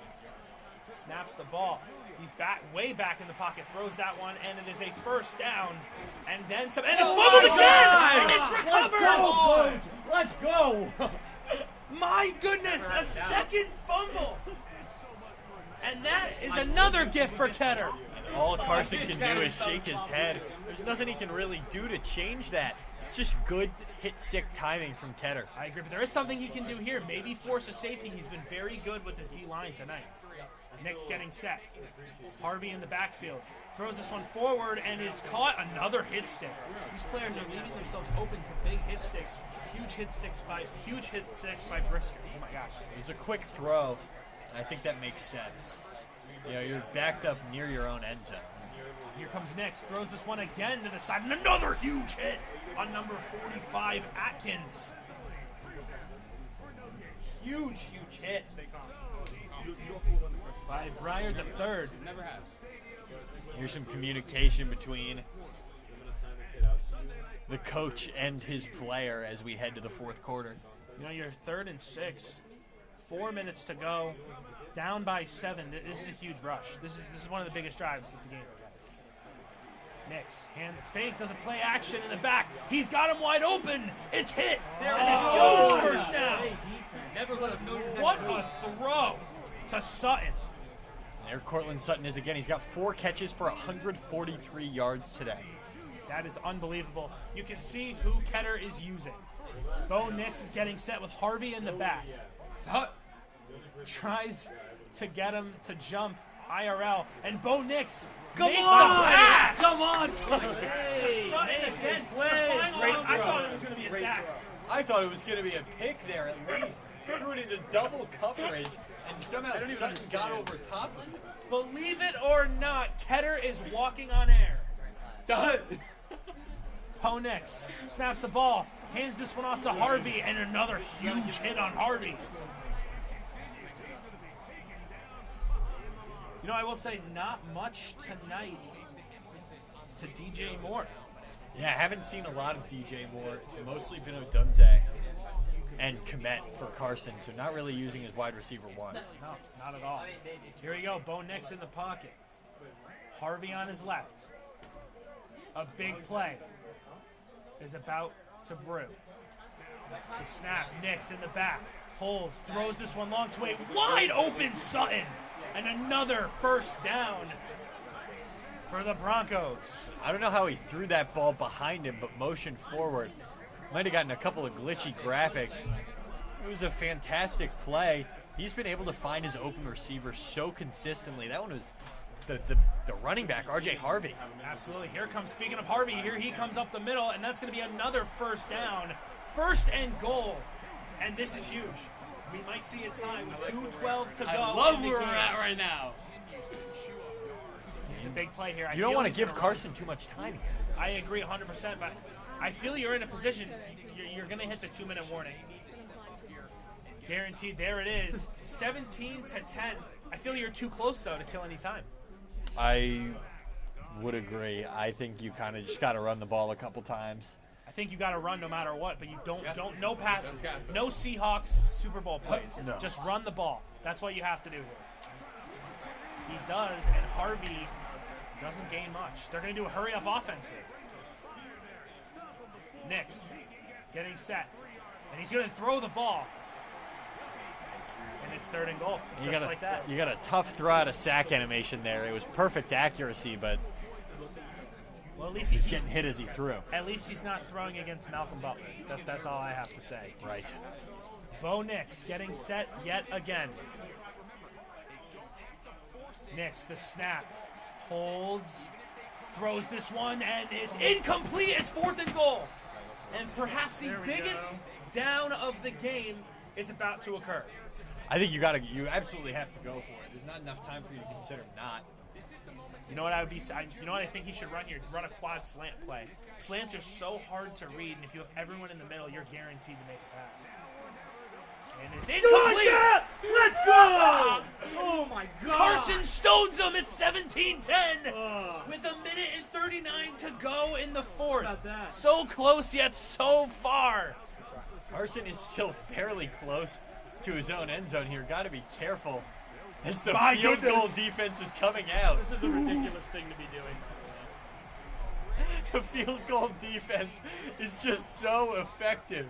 And here's Williams again. He's got to get this ball off fast. You assume there's going to be a blitz here. I mean, It yeah, is. he's running the field goal It's defense. Blocked again. 3rd and 10. Now, what do you do here? Like, Carson has no idea what to do here. have you seen the video? You got to throw it out to an outer receiver right now. And he There it does. is. He hits it. And look at this green grass in front of him. And this is the icing on the cake. What's that? That is going to be it. Yeah! Carson, a huge touchdown, 23-10, and the Bears will close off a amazing end to a tournament for third. And, you know, he was running too many bunch formation plays against the field goal blocks, and so you're never going to get an open man quick enough because of all the pressure He's at the faking D-line. it. Look at this. Salt in the wound. It's Loveland, 25-10. Absolute carnage by Carson. I might have gotten that on video. You know how disrespected I feel right now? That was a little humiliating, And, bro. you know, the Broncos are a great team in real life, not being done justice today by Kenner. My goodness gracious. The Bears up by 15. You think that's it for Ketter, but there's still a minute 23 to go. You don't know who I am. You don't know what they call me. Like we said earlier, he's going to battle adversity. Here's Mims up the middle. They call me a dog. Like a bear. He's gonna call you a loser in a minute, You know, we also talked to Ketter earlier. He's a big PC gamer. He's semi-pro. Well, I'm not Most of getting the cut games from he's the roster. played. You know, How am I supposed to he's a support guy. my Ketter's baby a guy mama? who started playing Fortnite, got really good at Fortnite, switched over to Valorant, got really good at Valorant, and then finally switched to FIFA. Getting good at everything, and a huge gain by Ketter. Maybe it's not over. Again, hitting Cortland Sutton in the middle. He's loving Cortland Sutton. I mean, he's loved him all game. He's this deep threat. Nix throws this one long again to Sutton, and we may have some life here. My goodness. I mean, you need a 2 touchdowns, and one of them has to be a 2-point conversion. Yeah, I mean, here's the thing though. We haven't seen any onside kicks so far. I don't know how good Ketter is at receiving those, and that is a touchdown. Come on. Ingram. You thought I was out, Evan Coach. Ingram. I'm not A getting huge cut. touchdown. I need my baby mama to survive. Just know what's on the line here. This is huge. You think you go for 2? You got to go for 2. You got to go for 2 at some point. I'd personally rather know whether I'm going to win or lose the game immediately after the first one. Well, he's going to keep us waiting. He kicks for 1, and he's down. I'm running special teams on you. Run right into the wall. This is it. This is when special teams can truly be special. An onside kick more than likely to happen. The question is, can he convert and get the ball back? You know, as a great man once said, special teams, special plays, special players. Here's Ketter. The kick. It's caught, and I think that's going to do it. You don't know me. The Bears get the ball. You know, Carson's going to run a play here. I mean, He can kneel. He can kneel out the rest of the clock. Yeah. I feel like he's going to kick a field goal. Can't believe it. No way. He's running an offensive play as opposed to kneeling. My goodness. I think we have another special team formation. We do. That's throws, just like I said, DJ Moore. He's going to sidestep his way down the yellow brick road to a Give me 18 touchdown. seconds, I'll give you 20. Okay. You can keep talking. I'll keep scoring. 31-17. You know what? I know what play you're doing. I know you're not doing a regular kick. I don't care. And, you know, I have a sneaking suspicion that Carson's going to go for 2 here. And it's like, oh my goodness, a throw back. He throws it. It's picked. And here we might see something interesting here. A safety going to be scored. Gotta love a little pick, too. He's Oh, he gonna takes run it out. of bounds. Yeah, at this point, you might as well have some fun. Santos getting set. Hey, have you seen the episode in South Park when the Redskins don't show up and they're all playing the Cowboys against that one guy? That's what it feels like tonight for Ketter. Hey, I mean, he's only down 14. Would have been 12 if he managed to get in the end, if he'd taken that all the way back instead of going out at the 2. It's like It's a bold strategy. Yeah. Bold strategy there. Well, Bo Nix hopefully can get some stat padding after a rough loss. He throws this one long, and it is incomplete. With a jumping. Joey, what play should I run? A deal. Flea flicker. I got you. Can you run a flea flicker in Madden? Yes. The annexation of Puerto Rico. Run it. Statue of Liberty play. Let's go. Blue 42. Here we go. Come on. Bo Nix getting set. What, the annexation of Puerto Rico? The throw is long, and it is picked yet again. Get up. Get up. Wright's third pick of the game. No, it's like, Carson, will you kneel it? No. Okay. And Carson is not going to kneel it. He's been yelling at me far too much for me to kneel that ball. Carson wants to rub as much salt in the wound as he can. At this point, yeah, he's putting the nail. Like, he's already got the nail in the coffin. At this point, he's just putting a whole screwdriver. Right, right. Duct taping it shut. Duct taping it shut. Throwing it to the bottom of the ocean. Yeah. He's got the dog in him. Here we go. Williams. Another. And, yeah. What happens when you run a special team defense? The stat padding continues. And another touchdown. I gotta say, though, it's too bad this isn't IRL because I feel the Bears very, very soon score 37 points in the game. You know what? They've been better this season. They've been better. I don't know if they've been 37 points now, 38 better, but One time, Bengals, 47-42. true. That was a crazy game. The Bengals game that they played. Yeah. They still gave up 42 points, though. Right. It was all gas, no brakes. Can't have it both good in Chicago. And I'm still surprised. It's too bad they don't allow fans to the poor fans to leave the game. These poor AI fans are stuck in Denver watching their team get absolutely obliterated. It's probably pretty cold in Denver, too. Yeah. They just want to go skiing. Yo, guys, guess where this is going? To the house. Portland, motherfucking Sutton. Bo Nix stepping back, probably going to hit Sutton. And, nope, throws it to the other You know, team. I think that might have been PI, but we can ignore it. Yeah, I mean, I think the Bears PI'd their own player. And we got a little bit of, I don't know what's going on there on the ground. 8 seconds to go. Let me guess, I think they're going to run another special. Yes, they are. Let's put more salt in the wound. Denver looks like they're tanking for the number 1 pick. Oh, he's taken down. He's using the timeout. My goodness, Carson. The absolute carnage. He yelled at me all day. You don't hear it. Want to hear what? He's going to try and get one more touchdown before it's over here. And I'm going to quote Carson when he says this. Third place for me, that's good for thee. Wait, I got third place. 44 to 17. Carson takes third.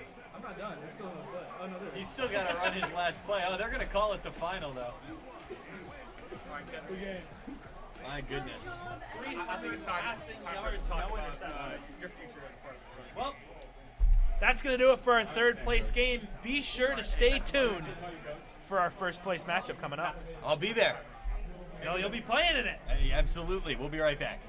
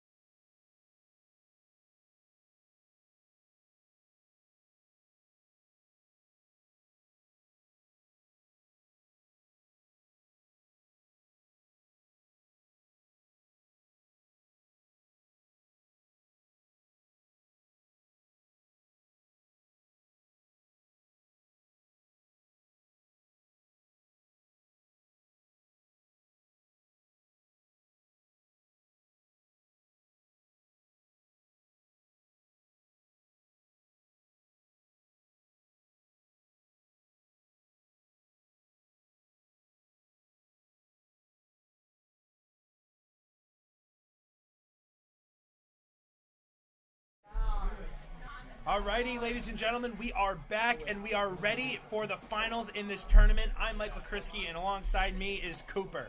Now, Cooper, what are you looking for in this game? I'm looking for a lot of good offense this game. It's been very high scoring these first couple of games. I'm looking to keep at it. We got two great offensive teams in the Ravens and the Seahawks, so I'm looking for high scoring, high plays, a lot of fun today. Yeah, and I agree with you 100%. After an absolute brutality of a third-place match, what are you expecting for this championship game? I'm thinking big plays, deep plays. The first game we saw was a lot of slow playing, a lot of short yard plays. I'm thinking a lot like 10, 15 plus yard plays this game. Yeah, I agree with you 100%. The first place game is about to be set. We have the Baltimore Ravens facing off against the Seattle Seahawks. Obviously, Jack's bread and butter is the Baltimore Ravens. He's used it all day today. Same thing with Duke. He's been using the Seattle Seahawks all day. Do you feel that has any implications on the game ahead? I think you got to stick with what you're good at. Jackson very good with Lamar Jackson. You be able to run with him. So, I mean, you just stick to your fundamentals, stay with what you're good at. This is going to be a very fun game today. Gotcha. Agree 100%. You know, they're just setting up the final stuff for this championship. A little bit of context, this championship will be a best-of-5 series, unlike the 2 out of 3. So we're in this for some great football ahead. And here we go. I believe that the Duke will kick the ball off first to Jack, and we are so ready for an amazing game ahead. Here comes Myers on the kick. Myers sends this one long. Here's Alt. Alt running up the middle, and he's held up at about the 25. Great run there by Alt up the middle. Oh, yeah, scan all that. It's like I wish this had Makes me unique. I really haven't seen Jack play other than that first round against Carson. I'm curious what he's going to run. He's got Derrick Henry in the back. Lamar hands the ball off to Derrick Henry. Who else? And no gain on the play. That's what I saw in the first game. He loves to start the game off with Derrick Henry. First, maybe even send it down, give the ball to him in some sort of way. He also loves to roll out Lamar Jackson, so we'll see if he keeps it up to this game. Lamar Jackson out of the pocket. He's going to run out the right using that speed. And he's absolutely obliterated, but gets the ball off, so it'll be 3rd and 10. We saw this in his first game against Carson. Carson never put a QB spy on Jack, so he's always able to roll out and get good yards. But you see there, Duke is all over it, ready to get stopped right there.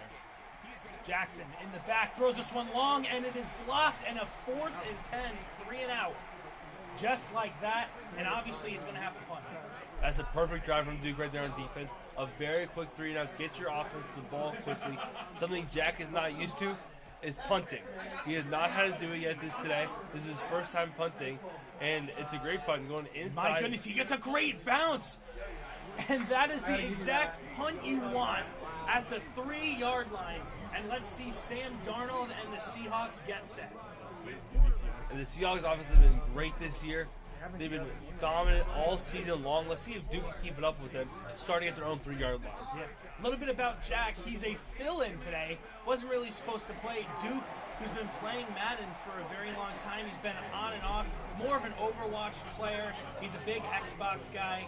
He's going to have fun with it. And, you know, Jack responded to Duke saying he has nothing but respect for him. Sam Darnold getting set in the pocket with Walker the third. He's going to hand this one off to Walker.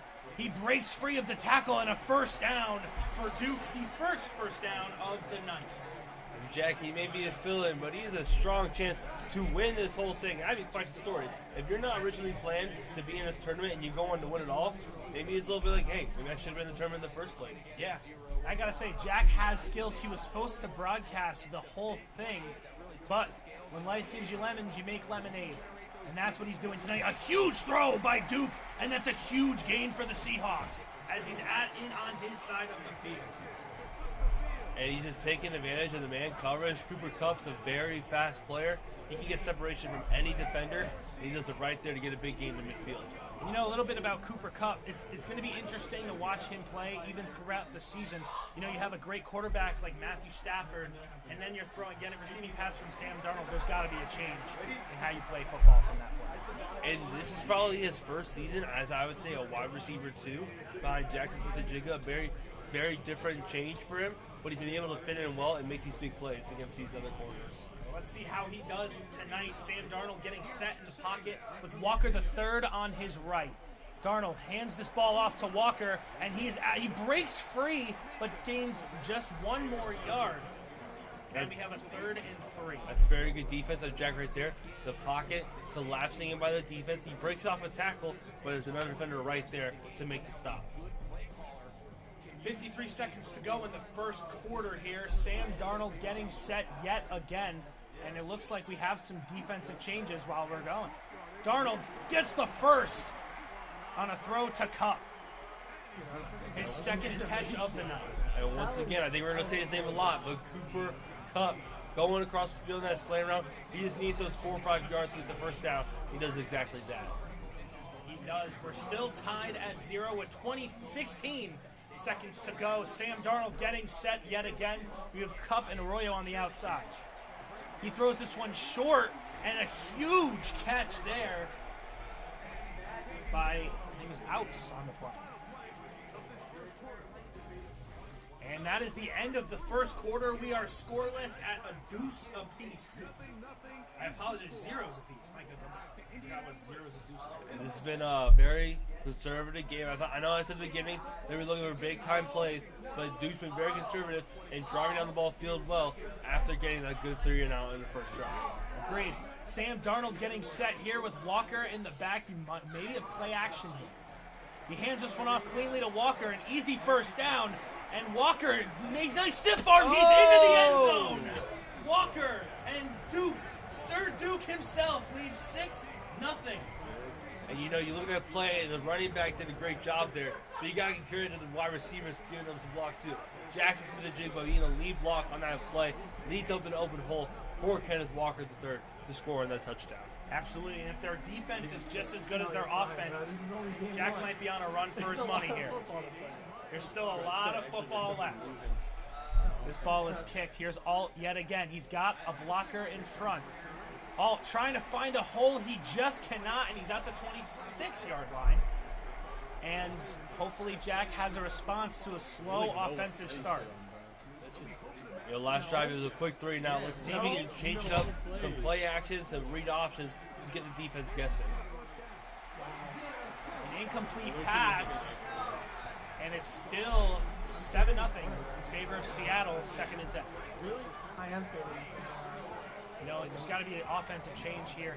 Something has to change for Jack. He's been absolutely stoned. He's yet to gain 1 yard, which is wild. It's just kind of the reads he's making. He's throwing into double coverage a lot. It's hard for the wide receivers to come down with those balls. It's hard to do that sometimes. Here's Lamar on a push. And again, gets 1 yard. His first yard on 8 rush attempts. And like I said before, the defense is locked in on Lamar, not letting him run the ball at all compared to the last game Jack's had against Carson. Runs this one outside the pocket, throws, and a huge catch by Mark Andrews. And Jack has some life here early in the second quarter. I know people give a little bit of smack to Mark Andrews for dropping passes. That is a great catch right there when Jack really needs it. And just like that, what he gained, he then lost with a huge sack by Hall.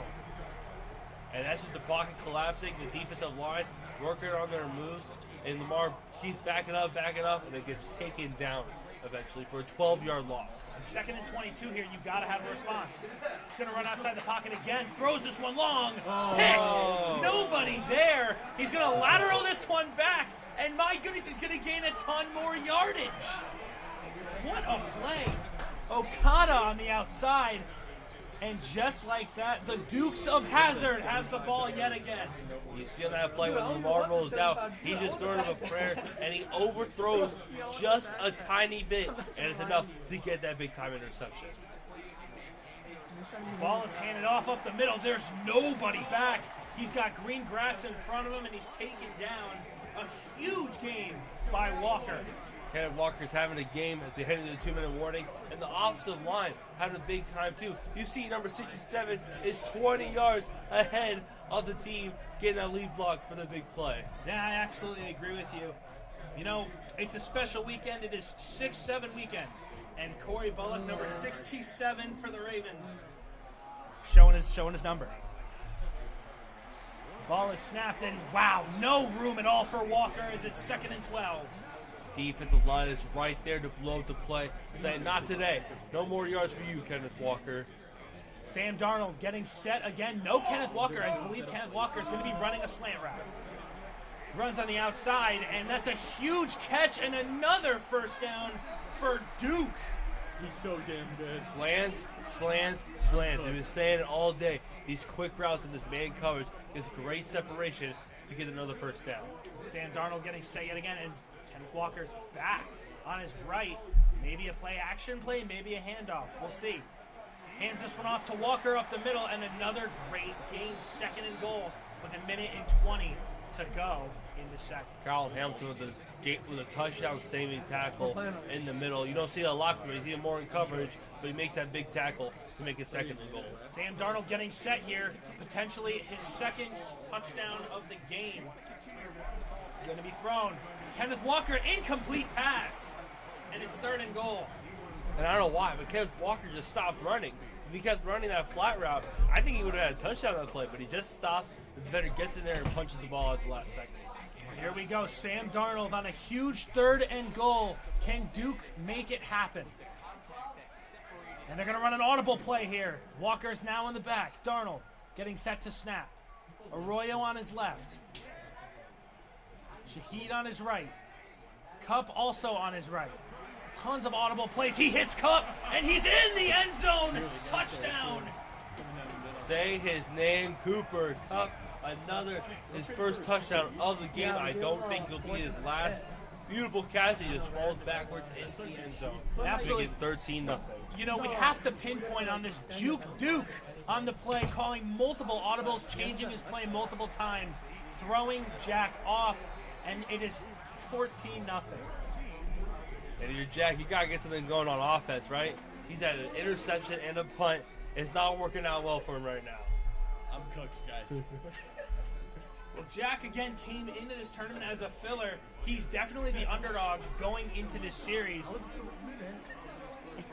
And he's down by 14. He still has time. Maybe he can get 7.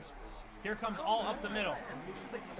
He's got all the time in the world. 50 seconds, 3 timeouts left. You don't have to rush it too much, but you got to make some progress. Yeah, I mean, for surely, though, like, Lamar is completely locked down. I think your best bet is to make some plays on the outside. Maybe some crosses on the outside. Just like that, he hits Derrick Henry, and that will be just short of a first down. 2nd and 1. Jack uses his first time out. Very smart. And if you're here, you got to look for Zay Flowers. You got to look for Mark Andrews. You need some big plays. You want any points in this drive. We are ready to go. Jackson getting set. Mark Andrews on his right. Jackson, what a move, and he hits a great Bateman on the left side. That's the exact play you want right there. You get out of bounds, you get the big play. You got 2 timeouts with 36 seconds left in enemy territory. And what a bait by Rashid Bateman, really on the outside. Ran right and cut left last second. Amazing play. Throws this one, another first down, and we're seeing some life in Jack. Come on now. Come and on that now. is Lamar Jackson saying, I'm an MVP for a reason. Stepping up in the pocket, looking to run, and makes a quick last-second adjustment to get that throw. He's got 30 seconds, still has timeouts. Throws this one long. It's caught by Mark Andrews! I apologize, that was not Mark Andrews on the play. That was Rashad Bateman. No huddle here. He's trying to get no huddle. quick. He's got to go hurry up. He's got to save that timeout in case he wants to kick a field goal. Hands this one off to Derrick Henry, who's stoned on the play. He's going to use his final timeout. Now, I feel he has enough time to make a throw play here. What do you think, definitely go throw a play here. Maybe even 2 throw plays. If you're this close, you're short, it's 2nd and goal. You can get something going here. It's picked! It's over. On the 1! That is the last possible thing you wanted to happen there. Right on the goal line. You're knocking on the door to school before halftime, and you throw the interception. My goodness gracious. It's like the Seahawk curse. But this time it is in the Seahawks' favor on the 1. And he's going to take the knee, take a 14-0 lead, and the Seahawks will receive ball in the second half. Now, if you're Jack, the offense is not working at all, but you saw glimpses of the offense was working. You got to keep going back to that. And on defense, you got to find a way to stop these short slant passes. I agree 100%. We also have to remember that Jack has another 2 games, even if he loses this one. This is a great time to learn Duke, learn what he does, and come back later. Duke said before the game started, I'm going to Seahawks all the way. So we know he is not going to make it to change the teams that way. Exactly. You may see Jack change his team a few times, at least maybe some of the offense and defensive lines. Here we go. Sam Darnold getting set after a great rushing play to get the first. Walker on his right. Here's Sam Darnold. Looks like he's calling some audible plays. Hands this one off to Walker, and a great pull down there to keep this in the set of downs we are currently in. Marlon Humphrey might have just saved a touchdown right there. You see him get by there, and he's wide open. He's got perfect blocks in front of him. That could have been another touchdown. Agreed. Sam Darnold getting set yet again. Walker on his right. He's going to hit Walker, and an incomplete pass. Great defense there. Kyle Hamilton, that's how you know him. He's in the defense, in this coverage, punching the ball at the last second. It's what you need right here. 3rd down for Jack. You got to get a stop here. Well, here we go. Sam Darnold, 3rd and 5. A stop here. Monumental for Jack. Darnold getting set. Sets back in the pocket. Throws this one to a wide open cup.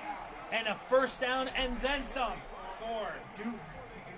Cooper Kupp is one of the greatest route runners of all time. He runs that zip route perfectly.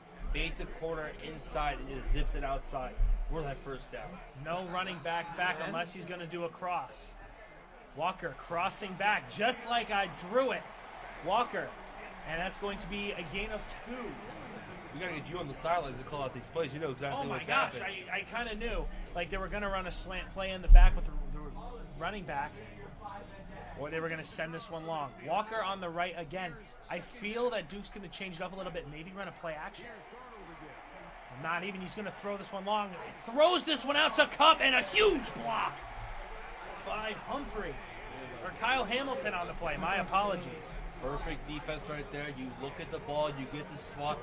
Could have maybe gotten an interception there, but that's what you wanted to happen right there. Another 3rd down moment right here for Jack. Agreed 100%. And here we go. Sam Darnold along, 3rd and long. Walker in the back. He's going to flip this one back to Walker. Can he get through? He cannot. Another huge defensive play by Jack.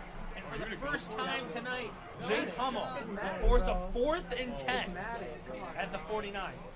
Duke's going for it. He's saying, I don't care about where I am on the field. I'm going for it. I'm putting you into misery. And this could be a brutal play here for Jack. He needs a stop. A stop here for Jack would be huge. Darnold, all the time in the world, makes that throw. Kupp, what a move! And a 1st down by Cooper Kupp. Oh, my goodness. Cooper Kupp, his 100 yards receiving today, and he makes a beautiful cut to get the 1st down on that play. Well, that's huge, and that's detrimental to Jack, who's yet to score a point, and we're nearing the end of the 3rd. Sam Darnold throws a cross play, and he breaks that tackle, and then gets another 9 yards of Christian Arroyo. Now you're Jack, you gotta be able to tackle. You had a tackle right there for a gain of maybe 3 or 4, but it turns into 9 because of a broken tackle. Yeah, Elijah Arroyo with a huge gain of 9. Let's see what he can draw up now. Sam Darnold hands this ball off, and another great gain by Walker. And that's just what you need at this point if you're Duke. Taking time off the clock, making these smart plays, getting those few yards for the 1st down, which he does right there. Well, 38 seconds to go in the 3rd. Due to auto clock, we're down to 27. Darnold with Walker on his left. He's going to kill some clock here. Doing a great job. The clock is running still. Darnold throws this one fast and a great throw. Oh my goodness, a huge spin move! And Juke Duke gets another touchdown tonight. That might have been one of the best plays I have ever seen. He puts better two than me. defenders I wasn't in a supposed to be spin here. cycle like he's washing clothes to make it 21-0. No, I gotta reference one episode of The Simpsons. Stop, he's already dead. And that's where we're at now, 21-0, and we still have another 2 games to play. Hopefully Jack as the underdog can bounce back. The underdog story lives in my heart. We've seen it before, we may see it again. A huge run by Ali up the middle, and he is completely stopped. And that kickoff might just be the story of the game. Nobody is there to block on the kickoff. You have 4 or 5 guys there to make the tackle. It's been the story all game. Jack been locked down. Lamar Jackson getting set here. He's going to run a play action on the outside. He's going to take it himself. Lamar Jackson. And that is what we've been waiting to see from him. He's been locked down all game. You want to see those legs moving, but you finally get to see that for the first down. I'm not trying to sound like Chris Collinsworth here, but I have to say, him and Patrick Mahomes are the best two-way players in the NFL. Both can run, both can throw. We just had to call out Patrick Mahomes right there, didn't we? Yeah, we did. And a huge loss by Jack. 22nd and 22. You gotta go faster. You can't take your time thinking about plays. You gotta go fast. You gotta try to score as fast as humanly possible. Down 21-0. And I mean, again, just learn the plays. That's what Jack has to do right now. There's still a lot of ball left. Huge gain there by Jack to Derrick Henry on the throw. That's going to give him some life here. Derrick Henry's got some hands. We don't usually see it a lot because he's running the ball like the big power running back he is. But he's got those hands to make those catches like he did right there. Absolutely. Jack getting set again with Jackson. Runs outside of the box. Do you see his speed? He throws this one long and it is caught. What a throw! And there might be some life yet to D-Hop. You said it earlier. I'm going to say it now. That looks a little Mahomey right there. Throwing it across the body, across the field for the first down. Well, Lamar Jackson getting set yet again. After Jack had a huge save. And that one's blocked. That's okay, though, because to be honest, that could have been really bad for Jack. He had a player right on Lamar Jackson. Could have been bad. At that point, you got to throw to somebody who's helping. And that, it does stop the clock now. You got time to make these plays happen. Jackson stepping back. Holds, throws this one, and a guaranteed first down. Yeah, I just had to make the right read there, bro. What a throw by Lamar Jackson. And Jack said it best, making the right read right there. This is exactly what he did, throwing it to the tight end to get the first down as we head into the 2-minute warning. I agree. No, I will say this. We haven't seen much from Mark Andrews tonight, and that just put him on the score sheet. Here's Jackson getting set with Derrick Henry on his left. Jones inching forward for the Seahawks. He throws this one long and an incomplete pass. I really thought he was going to run it there. He had an open route, chose not to take it, and he makes the throw. He had a little bit of an opening, but there was a linebacker there, so you don't really know how many yards he would have gotten. But he made a throw. It was a little scary, but it was incomplete and the clock stopped. Here we go. Throws this one. He gets it off. No sack. 3rd and 10. DeAndre Hopkins might have just saved an interception there, playing a little bit of soccer, having the ball going off his foot. If he wasn't there, that might have been an interception. This game might have been over. Agreed. Here's Jackson in the back. Holds, throws this one up the middle. Can he get the first? No, it's 4th and inches, and a huge play is going to be done now by Jack. Obviously, he's going to go for it. And I wonder, do you think he's going to run like a Philly tush push here? It doesn't look like it. It might just be a handoff to Derrick Henry. You got to trust him to get this 1-yard play right here. But I feel Knight on the Seahawks is going to know what's coming. No, he's going to make a throw long. Incomplete. And that will more than likely do it for game number 1. And in a game where the best of 5 series, game 1 is never a terrible game. You get to learn how your opponent plays, and you see it here. Duke is very good all around on offense and defense. There's ways to work around it by the way you can play next game. Well, like we said earlier, Jack was on air with myself, and he said that he was kind of scared to face Duke, and now we see why. Duke is an absolute powerhouse at this game. Great on offense, great on defense, and we do hope You beat Kenner by a lot. that he can bounce back. I beat Carson by a little, and Carson beat Kenner. 3rd and 2 with 30 seconds to go. I think you just take your knee, end the game, and we'll see you in game 2. I think that's the play here. So I think Duke's going to run a play. Duke doesn't care about sportsmanship anymore. No. It's also Madden too. I mean, it's, taking a knee is kind of like, even punting on 4th. There's a lot of people who feel like punting on 4th in Madden is just, it's kind of an out. That's me. That's exactly me. I say go for it, no matter where I am. I'm doing my own 1, 4th and 50th. I said I'm not punting. Why would I do that? I agree. The only time I would really punt is if you're in a tournament like this. And wow, just stat padding. Absolute dot. To Elijah Arroyo. That's not true. And that is going to do it. I know that's 21-0. And just like that, we've seen the power behind Duke, and Jack needs to improve in these next games. Duke staying with the Seahawks, like he said, he can be very dangerous with Cooper Kupp, Kenneth Walker III, Jackson Smith-Njigba. We might need to see a change in team and Jack here to get a possible win and stay in this tournament. I agree. Well, the Ravens do have a lot of firepower. They have Lamar Jackson at quarterback. You have Mark Andrews. You have Arroyo, who's long. You have Derrick Henry. Yet you just cannot seem to break that Seahawks defensive line. Is his line and it's the linebackers, and as we see here, he's making the switch to the Bills, which is a lot different. You got Josh Allen, you got Dalton Kincaid, Dawson Knox, a lot of these big, strong tight ends that you get these short games with, and possibly a much better defense than the Ravens. Well, I agree with you 100%. We are about to see the carnage between the Bills and the Seahawks. A huge change by Jack. How do you feel it's going to impact his game?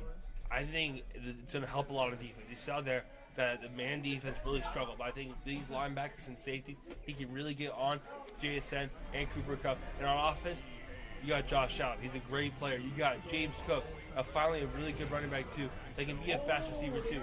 When you get Derrick Henry last game, he's not great of a receiver. James Cook is. He can make a difference. I agree 100%. Well, we're here in AT&T Stadium in God's house, getting set to face off. So actually start with ball again here. Here we go. It's a neutral stadium. It's a neutral stadium. Here comes Davis.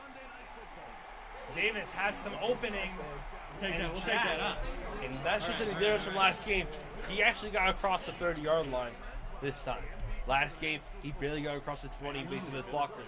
If that shows anything, it shows that his team is willing to block him and get him for these big plays. Absolutely. You have Josh Allen now. Use that throwing power. That's what Jack has to do. Getting set here. Running an audible play by the sound of it. Josh Allen snaps the ball. He's got a cross there, and he hits him. A huge gain there by James Cook. And it's 2nd and 5. Jack's trying to channel his inner Duke by using these audibles, changing up the play. And like I said before, using James Cook in the receiving game to pick up those 5 yards right there, which you might need to do sometimes. It's all about making plays, and if Jack can do that, he might even up the series. Allen in the back. He's going to take this one himself. A huge gain by Josh Allen, and it's 3rd and 3. He might have missed the first down there with Dalton Kincaid when he ran up the middle of the field. He didn't really have anyone near him, but I don't know if maybe it wasn't the right throw for him at that moment. And I will say, the Bills are known for their slant offense, running slants, running crosses. They do an amazing job, and I think that's going to help Jack in this game. Just like that, it's 4th and 1. I still feel you have to pull the Fran Brown from him and go for it this early in the game. Absolutely. We don't punt for a Syracuse offense. We're not going to punt for the Bills offense either. But once again, Dalton Kincaid was open on the corner on that play. I don't know what Jack's seeing, but he had a first down there with Dalton Kincaid. Well, 4th and 1, what is Jack going to do? Nobody knows. He's got Cook in the back, Kincaid on his right. What will he do? The ball is snapped. Throws this one long, and it's too far out in front of him, and a turnover early to Duke. You rarely see that from Josh Allen. He threw it a little bit too early before the break, and that's what happened. He overthrew him over to the sideline. Got a little bit excited there. Sam Darnold getting set now. Darnold hands this ball off. And Walker will lose yardage. I will say Walker was such a powerhouse in game 1. And if the Bills can shut him down, Jack might have an opportunity. Defensive line for these Bills is much more improved than the Ravens. Up the middle and on the edge, you saw there from Joey Bosa making the play for a loss of 3. Here's Darnold stepping out of the pocket, throws this one up the middle, and a huge catch! Up the middle by Jackson Smith. That is a beautiful play right there. Diving, trying to get as much yards as possible to make the catch, making it 3rd and 1 here. Sam Darnold, 3rd and 1. They forced a defensive turnover already. Turnover on downs. And that is a first down by Walker. And that is too easy, running right up the middle for an automatic 3 yards for Kenneth Walker. If I'm Jack, I'm playing underneath on the defense to try to get these short routes to be stopped. Because that's what he's running, doing these screens, these slants, all these other plays. Speaking of Walker, he's hit again with the loss of a yard. I do feel the Bills defense is doing a much better job of shutting down Kenneth Walker. Absolutely. They're running to the ball. They're 11 hats on the ball, as coaches would say. They're just hustling so much more than the Ravens were in their last game. As they're getting near the end of the first quarter, and it's still 0-0. Here we go. We got a unique play here. We have Outs and Walker in the back. He's going to throw this one down. 3rd and 11. A great defensive play by Jack. Yeah, Kenneth Walker wide open, but the defensive line says not today and knocks down Sam Darnold before he can make the throw. Well, this is going to be an interesting play here. Duke has really never been in the 3rd position this far back. I believe even the furthest he's been back was about 3rd and 8. This is his furthest so far. And that play is complete to Cooper Kupp. And a first down for the Seahawks. And it's those zip routes. He cuts it in and cuts it right back out to get wide open for the first down on that play. Great zip route on that play by Kupp. Darnold getting set again. No running backs back. The time is done. The first quarter is done. On to the second. Still 0-0. Much different from the first game. Much more conservative from both teams. They're both doing these 3-4 yard plays to get as much down the field as possible. We saw the first game from Duke. We're seeing more out of Jack this time too. Darnold. It's picked off, and Jack has some life. The first turnover for Jack in the championship. Bernard with the pick. What?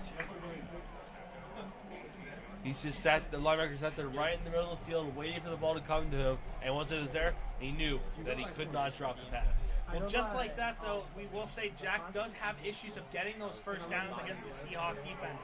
He needs to lock in right now as Josh Allen. He does. No! Oh, it's dropped! Palmer, bro. Oh, that was a beautiful throw and a beautiful catch until the safety came in and jabbed his helmet straight into his back for the incomplete pass. Joshua Palmer with a crucial drop, a catch that could have gotten Jack into the favorability column.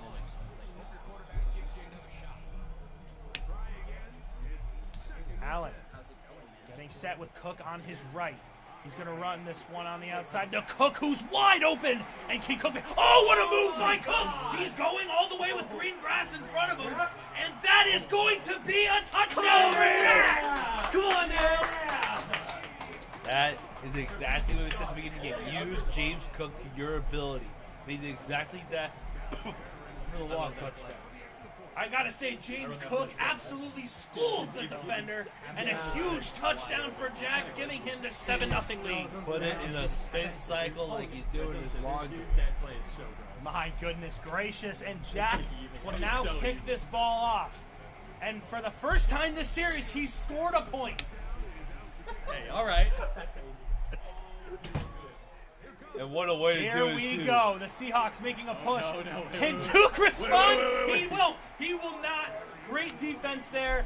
Jack did allow quite a bit of yardage, but hey, that's okay. At least he didn't take it to the house. Yep, as long as it's not a touchdown, it is okay. We saw the first game with Jack.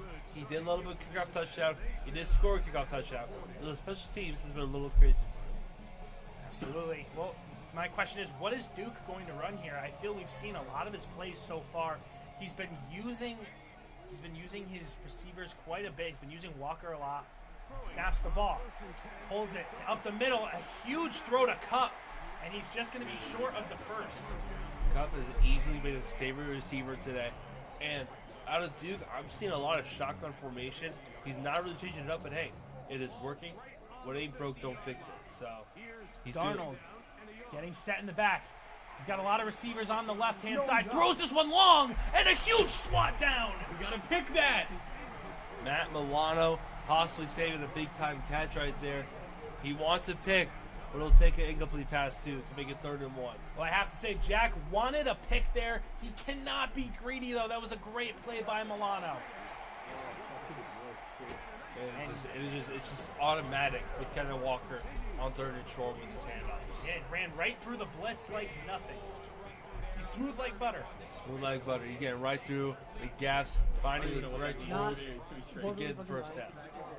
Here's Darnold getting set with Walker on his right. He's got an even. We got Cooper Kupp on the outside. Maybe a great zipper play by Kupp again. He's done it a few times. Throws this one short, and a great game by Smith. A zip route, but not by Cooper Kupp, by Jackson Smith and Jigma to get 4 yards on that play. Here we go. I mean, 2nd and 6. I will say Jack has been doing a much better job since switching teams. We're at the 2-minute warning. Jack 7, Duke 0. Duke leads the series 1-0. In the first game, it was a lot of man coverage, a lot of open routes for these receivers. In the second game, he's switching to more zone, and it's helping by having these defenders in these small routes to shut it up. Here's Darnold on the play. We have 2 running backs on the outside. You got Outs and Walker. He's going to hold, throws this one long. Incomplete pass. What a defensive play. Yeah. It looked a little weird. It looked a little bit like a defensive pass interference. What we see today, these refs are not calling a lot, so they get away with it there. I feel White was on the outside. I don't feel, I mean, again, if we go back to replay, we might be able to see it more. I don't feel it was a PI, but we play on. Darnold tries it again, and he hits him. A huge gain to Jackson Smith. I mean, that's just a perfect throw. You got 2 defenders in the area. If you throw it anywhere else, that's either incomplete or picked off. But you threw it right in the location. As Jay said, it's an amazing catch. Sam Darnold is getting set yet again. Again, no running backs back. Will we see a play? A potential audible. No, he's going to send this one long. Throws it. It's caught, and that will be a first down by Shaheed. These out routes, these receivers love these toe tap catches, and it's working out well for them, getting these first downs. Well, so far, you know, it's a unique thing. There has yet to be a flag thrown in any game so far. Do you call it fundamental play, or do you call it refs letting them play? I think it's a little bit of both. Here's Walker up the middle. I just feel, you know, no flags in any game so far. It's kind of mind-boggling to me. It is. I mean, the players are playing well. I guess they're blocking well. We did see some a little bit of controversial plays, a little bit of hand fighting, but these refs are letting it go. They're letting them play physical. You're going to see this watch. There's going to be a slant play with Arroyo and Cup. That's my prediction. He did it. Cup did run the slant. And a huge stop by Walker. Beautiful blitz there. Linebacker filling the A-gap perfectly and destroying Sam Darnold so he can't get the throw off. Well, it's 3rd and 5 here. If Jack can hold Duke to 3. Watch a possible zip route here by JSN or Cooper Kupp. That's what he'd love doing today, and he might go back to this. Well, here's Darnold getting set on the play. Throws this one long, and a touchdown. Smith. These outside routes have been killer for Jack today. That is the 2nd touchdown that has happened on that type of play. Well, 7-6 in favor of the Buffalo Bills. Hopefully it'll be 7-7. And hey, we might see something strange from Duke here. Maybe it's 8-7. No, he's going to take the extra point. It is good. We are tied at 7 apiece.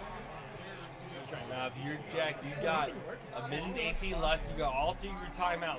Do not do what you did last game and throw an interception in the goal line. I'm looking right at you, Jack, okay? I mean, the best thing for Jack here, he still has 3 timeouts, a minute and 18. I think your best option right now is to get Cook to work.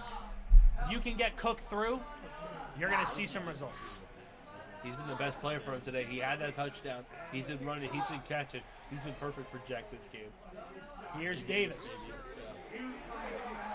There's some history with Davis's running a huge return to win football games. I'm looking at you, Alabama, Auburn.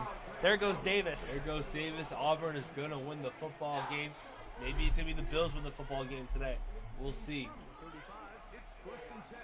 Here's Allen getting set. He's got a minute 13. He's going to he's going to PAP it.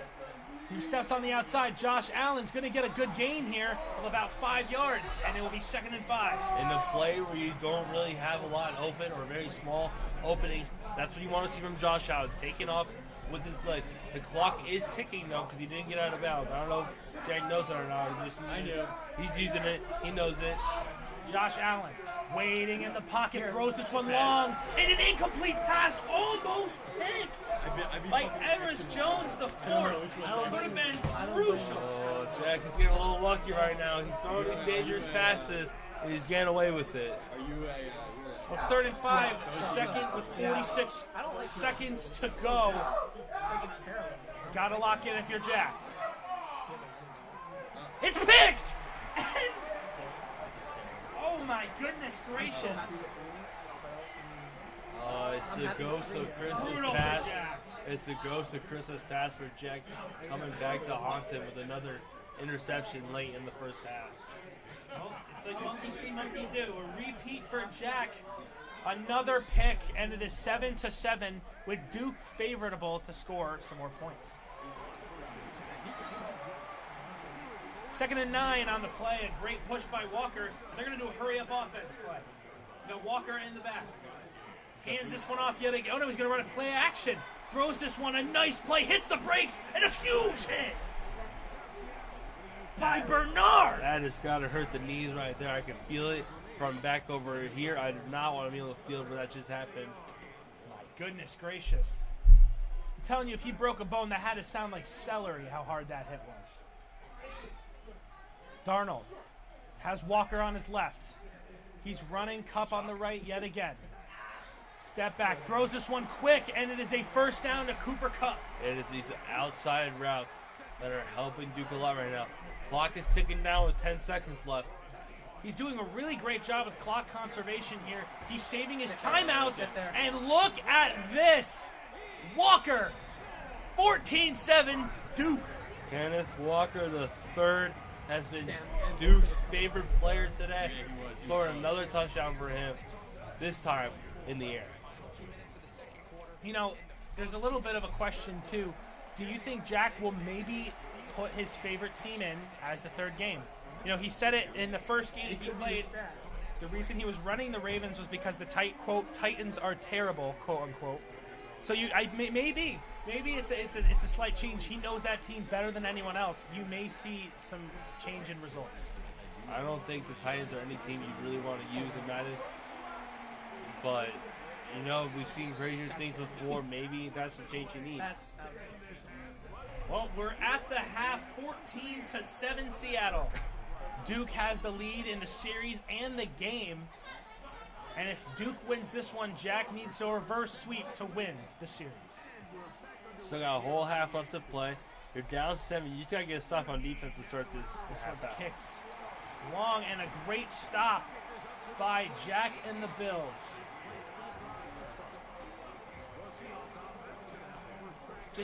Jack and the Bills.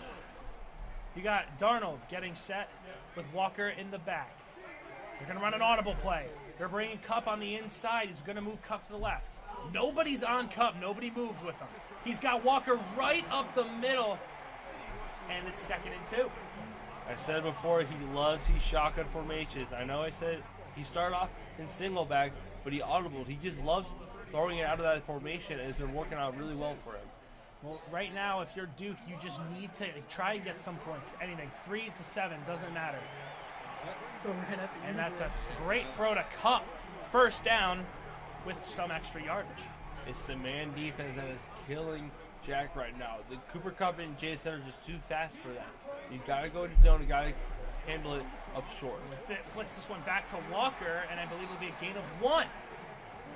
The Bills' defense today has been excellent in the run defense. Bouncing out outside, everybody running to the ball and making sure that Kenneth Walker does not get free. Duke was, I believe, the #1 seed going into this tournament. He's the favorite, and just like that, we see why. A huge throw to Shashid, and that's a first down. And I know I said to get out of the man into the zone, but at that point, the middle was wide open from those two safeties, getting baited out to the outside with those corner routes. I mean, what a great hit on Rahid on that one. Hit him long. He's going to fake this one to Walker. Play action wide open is Smith. He's going to run this one out of bounds. And that is the perfect play action. I just said that they're loving running outside and getting a stop on the run. And he's like, no, I'm going to keep this time to throw it, and it makes a perfect play to JSN. I think you got to be careful with Arroyo. He's wide open, but look at this. Like he's been doing, that's a first down for Walker. First and goal with at least only a yard to get this one done. And that's Kenneth Walker for you. This offensive line has been perfect today. They've been keeping the gaps wide open for a run through, and you see here an empty formation for Sam Darnold. What are we thinking? Well, I think it's going to be a run play. I don't think he's going to throw, and if he is, it's going to be like varying on the outside, just like that, and a touchdown.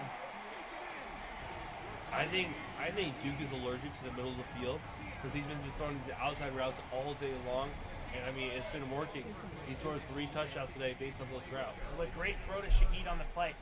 I mean, I felt it was either going to be a run play, maybe like a toss back, or an outside route just like that. And he chose the outside route, got the job done, and now Jack has another hill to climb. A loss of this game will equivalent a mountain for Jack to climb. And Duke took up almost the entire quarter just in that drive alone. That's what you want to do when you're ahead like he did. It's a waste of time. Do not let your opponent get on offense. Here's Davis in the backfield. Running slow. He hits the speed, and he can't get by. First and 10 at the 24.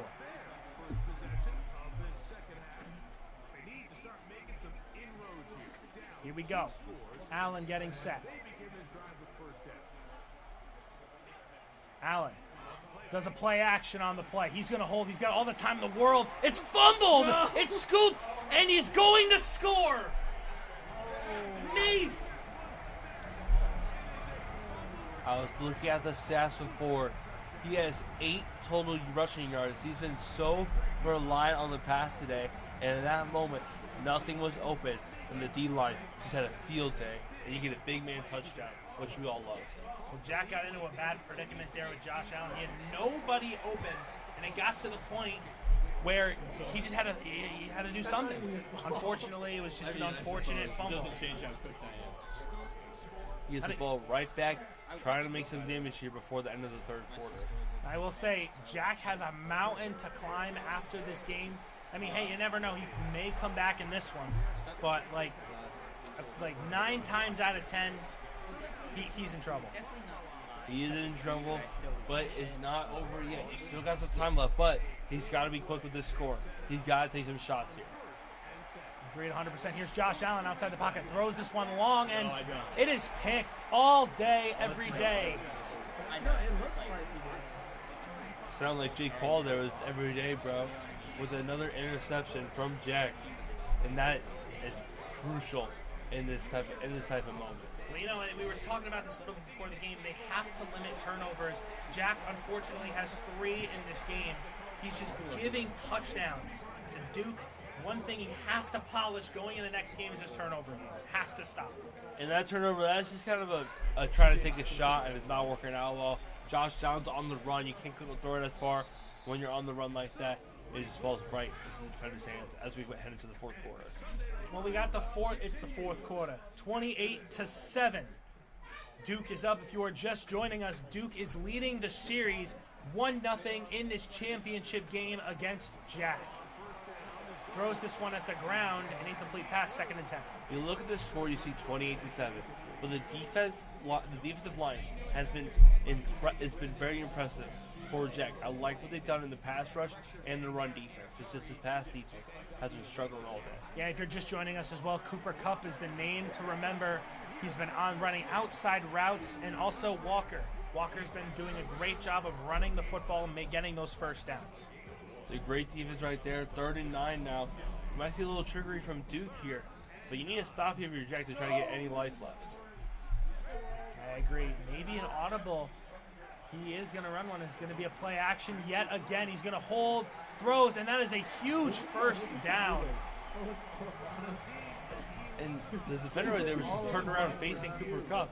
He had no idea the ball was coming, and Cooper Kupp was just there to catch it and get that big time first down for the Seahawks. Well, Bernard couldn't seem to get on his man, and that's going to be a first down for the Seahawks. Darnold holds, throws this one to the outside, and gets obliterated on the hit for a gain of 0. That is the definition of a hospital pass.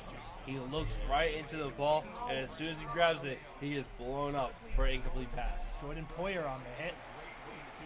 Another rush by Walker, and Jack is starting to show some defensive colors here. Even if this game doesn't end up in his favor, I like with him using the Bills. The defense has been very well for him. It's just his secondary has been a little bit of struggle, but that's something you can easily fix with some adjustments. We're in the 2-minute warning, 28-7. The Seahawks have the lead, and the score shows how this game has been going for Jack. Darnold getting set.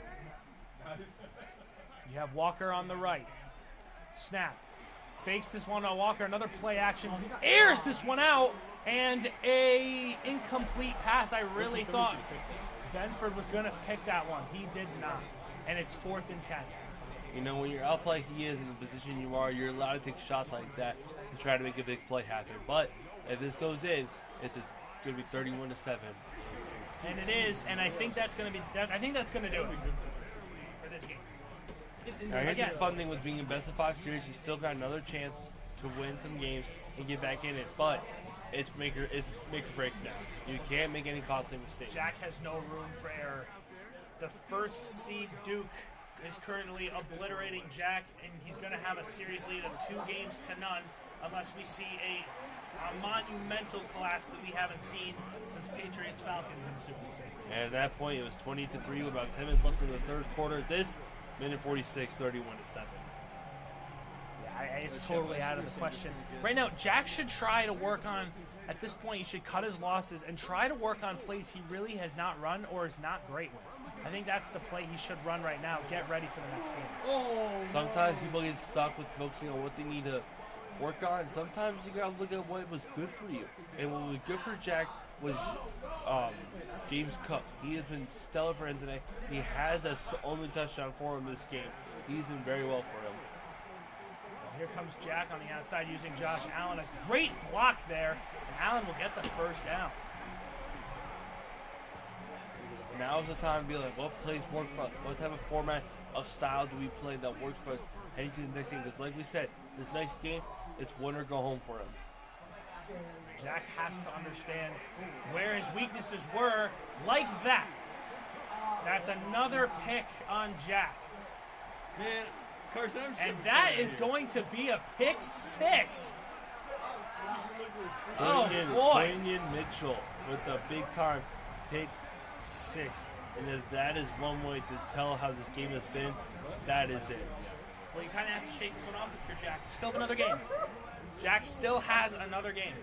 Low-key? Is that the strat? Is this a strat?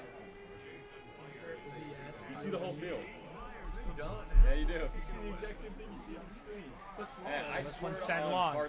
Davis going to run this one up. And that's a great gain for Davis. He's at the 31 with a minute 15. Now's the time you just try some things out. See what works out well for you. For Jack today, it hasn't been a lot, but there's some things you can work on.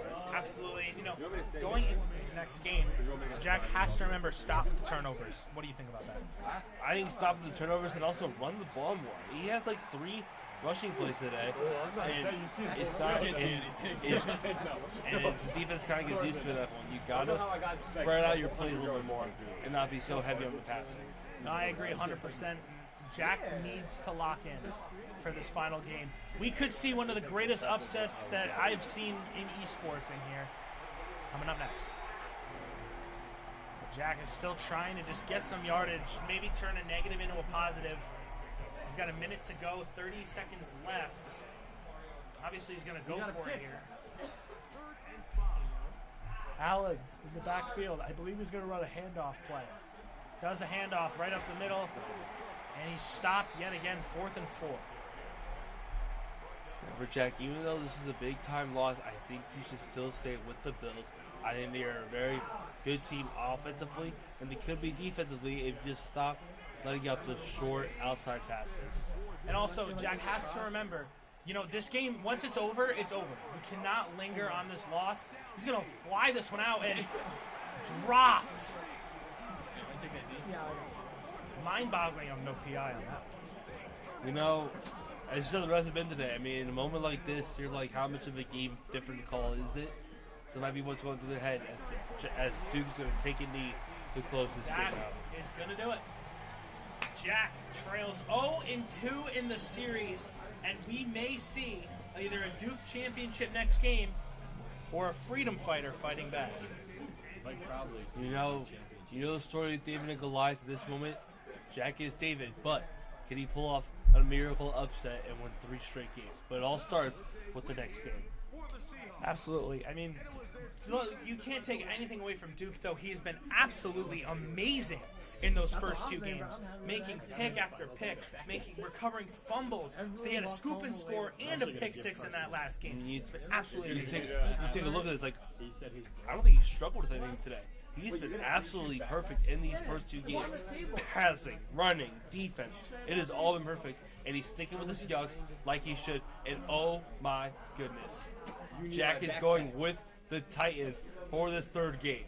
You know, and I was saying it earlier. He did say the Titans are his favorite team, but he will not run the Titans because they're horrible. And, you know, in the 3rd game, you need a change of morale. You need to just do a complete scrap, and he's going to run as the Titans for this 3rd game. Can Cam Ward lead the miracle comeback? I don't think I would ever say that, but the 3rd game is about to start with Cam Ward and the Titans.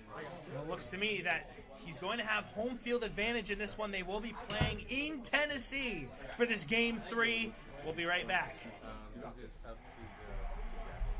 Well, they're getting set to kick off, the Tennessee Titans and the Seattle Seahawks. Myers getting set. And this is it. The game of decision. Running up is Jack, trying to get through the middle, and he cannot. Now, if you look at the Tennessee roster, it's very young. It's a very young offense. It's a very young defense. It is all about development and playing the game short. No big plays. Get these good 3-4 yard plays. Do not let Duke get on offense. Cam Ward fakes the PAP, and that's a sack by Hall. 2nd and 20. That is a very bad first play. We know this offensive line has had their struggles, but you really want to win this game, you got to rely on them to hold up front. Cam Ward airs this one out. It's picked off to start the game. We say the main story is to limit turnovers, and on the 2nd play of the game, they threw an interception. Kobe Bryant, not that Kobe Bryant, but the Seahawks Kobe Bryant with the interception. And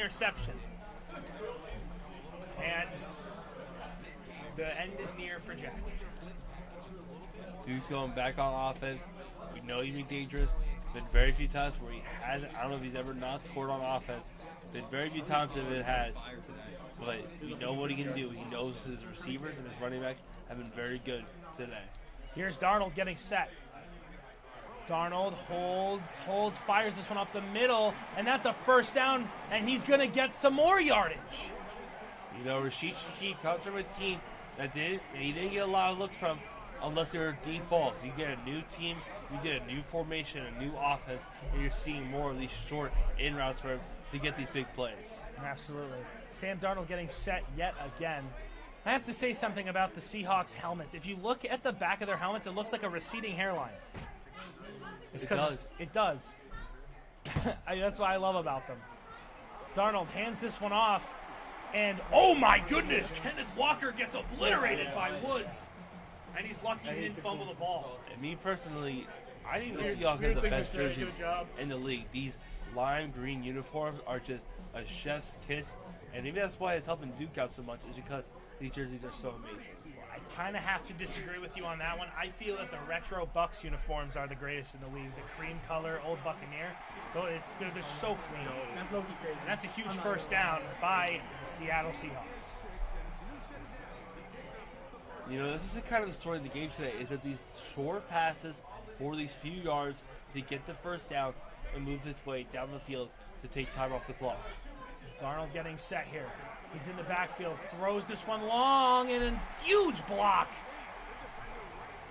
by Jack and the Titans. It's Brooks on the play, getting it done, and a great block by him. That is what you love to see. You know that these quarter routes have been trouble for Jack all day, so seeing a defender go over to the right side on that and get a deflection is big for him.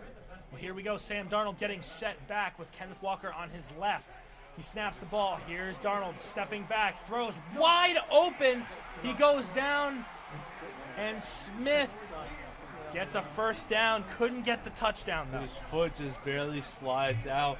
But like I just said, these corner routes have been very good for Duke. These receivers are so good in man coverage, they can just get separation like that. Well, here's Darnold getting set, throws this one short, and he puts Walker in a pretty bad position there, making him have to run backwards to get that ball. I don't know how to believe that was pretty underthrown. If he throws it correctly, that's a touchdown for the Seahawks. It's overthrown, and now it's second and goal at the 6. Well, here's Darnold getting set with outs and Walker on his right and left. He's going to hand this one, fakes a PAP to Walker, throws this one in, a touchdown by Smith. Jackson Smith makes it 7-0. More than likely, Myers is going to make this. He does, and it's 7-0 Seattle. And that was just too easy. Jay said, sitting in the middle of the field, wide open. These Titans have not been good on defense, and it's showing right now. Well, this is huge. We need a response from Jack here. He's running the Titans, his favorite team. If anyone knows it, it's him. This one's sent back. Here comes Jack running up the middle. He can't find a hole. You know, on that play, he kept running to the right side, even though his blockers were going that way. I think if he cut it back to the left, he might have had more space open for a long play. Jack has to pick a good play here. It's huge. Needs to keep the passes short, like you said. And if he does that, Cooper, I think that we might see a comeback. Cam Ward, a nice play action. Throws this one and blocked by Lawrence. I like that play. He had the opening, but then Lawrence just draws back in the coverage and gets the deflection. That's much needed. I do feel that Jack is not getting the ball off quick enough, and I think it's really hurting him. He does, though, there, and that is a first down for Jack. You know, sometimes it seems like Duke knows what plays that Jack is running because he's just all over on the defensive line. Well, here we go. Cam Ward getting set, the Miami graduate. Fakes the handoff. Here's Ward on the outside. Throws this one in, a huge catch. And I believe that, yes, it will be a first down, a huge throw to A.O. Manor. You know, if you're Cam Ward, we had the selection show today. Miami snuck into the playoffs, and you must be very happy for them right now. Well, yeah, I mean, last year we remember the Syracuse Orange upset Cam Ward and the Miami Hurricanes here at the Dome. That knocked them out of playoffs. Knock them out of the playoffs. Wow, times changed here for the now Orange it's quite football. a different story indeed. The Syracuse is 3-9 this year. It was very much of a struggle the last half of the season, but a great recruiting class coming in for next year. A lot of great players returning. I think the ship's turning for Syracuse. Well, it's only time will tell. Here's Ward getting set. He's had a running back run over. They're going to run another short passing play. Oh my goodness gracious. Jack's seeing all green, and he went for it. And that's an interception for Duke to Ernest Jones. And now Jack's in trouble yet again. Second interception today. He's not making the right reads. He's throwing it right to the defense, honestly. And here comes Kenneth Walker up the middle. And that's just the player he is, making those big type of plays. A huge gain for Kenneth Walker, another first down. He's been doing it so much tonight, and he's been doing so well of that. Here we go. A big play here for Jack. He needs a shutdown right before the end of this second. Sam Darnold getting set with Outs and Walker behind him. Darnold airs this one out and a huge catch to Arroyo. And he's in the red zone. I don't know what defense is happening on that play, but you see 2 wide receivers against 1 defender, and 10 times out of 10, that's not going to end well for the defense. Here we go. He's going to hand this one off to Walker. Huge gain up the middle. 2nd and 5. Not much has happened tonight for Jack offensively, I feel, in this series especially. In 2 games, he's been held to 7 points, and he's scoreless in this third. You headed to the 2-minute warning, and yeah, the offense has been a big struggle. You can say something about the Ravens and the Bills having a great offense in the first 2 games, but now you go to the Titans, who's been very struggle on offense all year. It's not looking too good for them, especially against a team like the Seahawks. And especially with Jack, again, he was a guy who ended up filling in. He had a huge upset in round 1, getting to this finals game, and unfortunately, it looks like Duke is getting the brooms ready. And Jack in the first round looked unstoppable with Lamar Jackson and the Ravens, and then we go into this game today, and he's been shut down completely. But it's a tale of 2 different stories. Well, just like that, an awkward play there by Duke is going to get, just a route that gone bad. He's going to hold him to 3. More than likely. He's going to let this clock drip down. That's a smart play by Duke. Duke really wants to win this. And he gets the kick off, and it's good. And Jack will have 50 seconds to respond.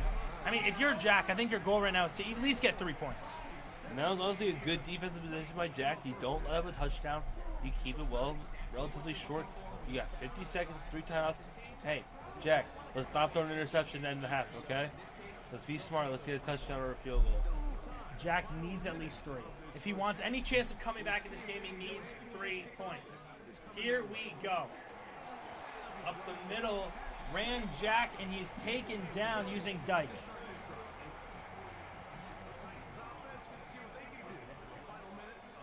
Ward getting set yet again. Has to keep those passes small. Does another play action. He's going to run it with Cam Ward himself, and a nice slide. 2nd and 3. I really liked the protection from the O-line on that play. You had the 2 edge rushers going around. He just had a great guard help on that play as the clock ticks down to 20 seconds. Well, he's got 20 to go. He has timeouts. He's got to make a play here. He can't hold the ball too long like this. Got to use a timeout here, and he does. And that was a rough play. You waste so much time on the clock, not calling a timeout, trying to see what you can get, and now he's stuck at his own 30-yard line, deep in his own territory on 3rd down. Here's Ward. And he had an open man on a cross, can't get it, and an incomplete pass yet again. Yeah, he had a wide receiver open for days on a crossing route, and he tries to go for the big play, and it just did not work out as he goes 4th down with 8 seconds left, and you may think it might be time for a Hail Mary. Well, you have 8 seconds to go here. You've got to get yardage. You do have timeouts, but you've got to get this ball off pretty quick. An incomplete pass, and Duke, I believe, is in another field goal possession here. Absolutely, 33-yard line is the perfect spot, and that was a great play by the defense to blow it up and get an incomplete pass as Duke is going to kick this. The kick is long, and it is good, and it's 13-0. And Duke gets balls for the second half, right? It's still only a 2-possession game, and I believe I do believe Jack will kick this ball off after the half. So if you're Jack going into the second half, you need a stop desperately if you want any chance to stay in this game and keep your hopes alive. It's 13-0 in favor of Duke. And Jack is getting set to kick this ball. You got the fans in the studio right now cheering on Jack to play some good defense to get a stop here. This is huge. This is going to make or break right here. Make or break the series. It absolutely is. This is the drive to for now to determine this series. You got to get a quick 3 and out, or just a stop in general without letting up any points.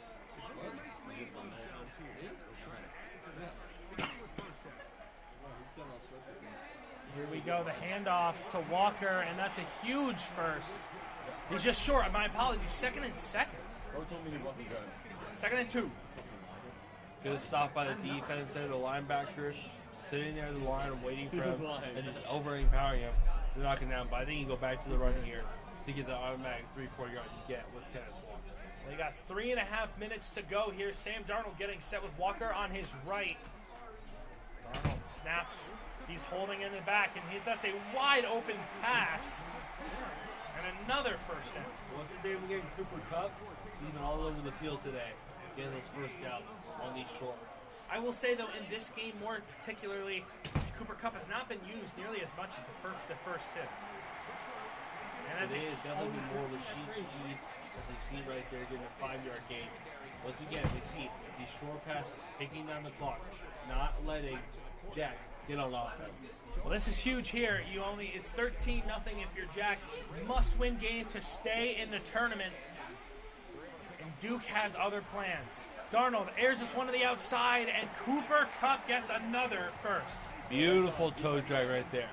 That is some place that you don't get to see out of a lot of receivers. But Cooper Kupp is no ordinary receiver. Darnold getting set yet again. Hands this one off to Walker. Walker has an opening and a nice hold. I believe that will get a first, but he stops further damage. Offensive linemen don't get a lot of credit on plays, but you got to give them their flowers on that play, opening up that hole for that first down. Here we go, Sam Darnold yet again. He's got Walker on his right. Maybe a potential audible play being called here. Yes, there is. Darnold snaps. He's got Walker on the outside. He's going to throw this one forward, and a great gain to Aurora. And this is how Duke plays his offense. He chews the clock. He has had the ball this whole quarter, and he's saying, Jack, you are not going to get an offense much this game, and he's showing why. They got 1:05 to go. If you're Jack, you need a miracle. He has had an interception in this series in game number 2. He's already been shut out game 1. Here comes Walker. Huge gain by him, and he's in the red zone and first and goal. And Kenneth Walker has been unstoppable this whole series. He has gotten 5, 10, 15-yard rushes every single time that he is getting the ball. Well, here's Darnold getting set with Walker. Darnold snaps the ball back. He's got numbers, and he makes a great throw. You went 0-3. He had somebody wide open in the corner of the end zone, but got a completed pass anyway to the 1-yard line. He's rolling on the ground, trying to get in the end zone. Well, I really thought he was going to hit that guy in the corner. He had so much space that he could put a house around him. I don't think there was any defender even near him to hit the end of the third quarter, which is what Duke's able to do well this whole series. Keep the ball away from Jack. We know his offense hasn't been great, but there's always times to be better, and you just not let him get on offense. Here we go, the Seahawks. 4 minutes until Duke is the champion.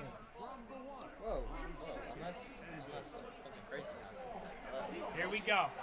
Darnold trying to run it in himself. He fumbles the ball, and I believe Seattle will recover. What a risky play. Sam Darnold trying to fight to the goal line and just gets knocked out. But luckily, a player falls onto it.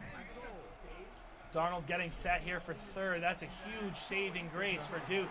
And another incomplete. We know Duke. We know he doesn't like going for field goals or punts. He is going on for fourth down. Nobody in the backfield with him. He's doing this all on his own. Well, it's a little surprising, too. I mean, if you're Duke, I feel you can make this already a 3-score game. I would do it. If he misses this, he could be in trouble, but he does not miss. Touchdown. Who else do you want to go to in this moment than your best receiver to possibly seal the championship? Now it's a 3-score game. More than likely, he's going to go for 2 here. We'll see. Now he's going to take the 1. So he goes for it on fourth down, but he only takes the 1 on the extra point. The defense has been so great tonight for Duke, only holding Jack to 7 points in 3 games so far. And that's just great defense by the Seahawks, by Duke. Has a total of about 7 interceptions over the 3 games. That's just great by his secondary. Duke's only thrown 1 pick so far. Here we go. A game there by Dyke. And Jack has a mountain to climb. He's got an Everest to climb. Can he do it? It's been done before, but it might be too little too late for him. 18 total Snap. He's passing got yards. Pollard in the back. He's going to hold. He's going to run it himself. Cam Ward gets a first. And Jack showing some heart here towards the end. Jack will never give up. That's not what he does. He's going to keep fighting until the very end.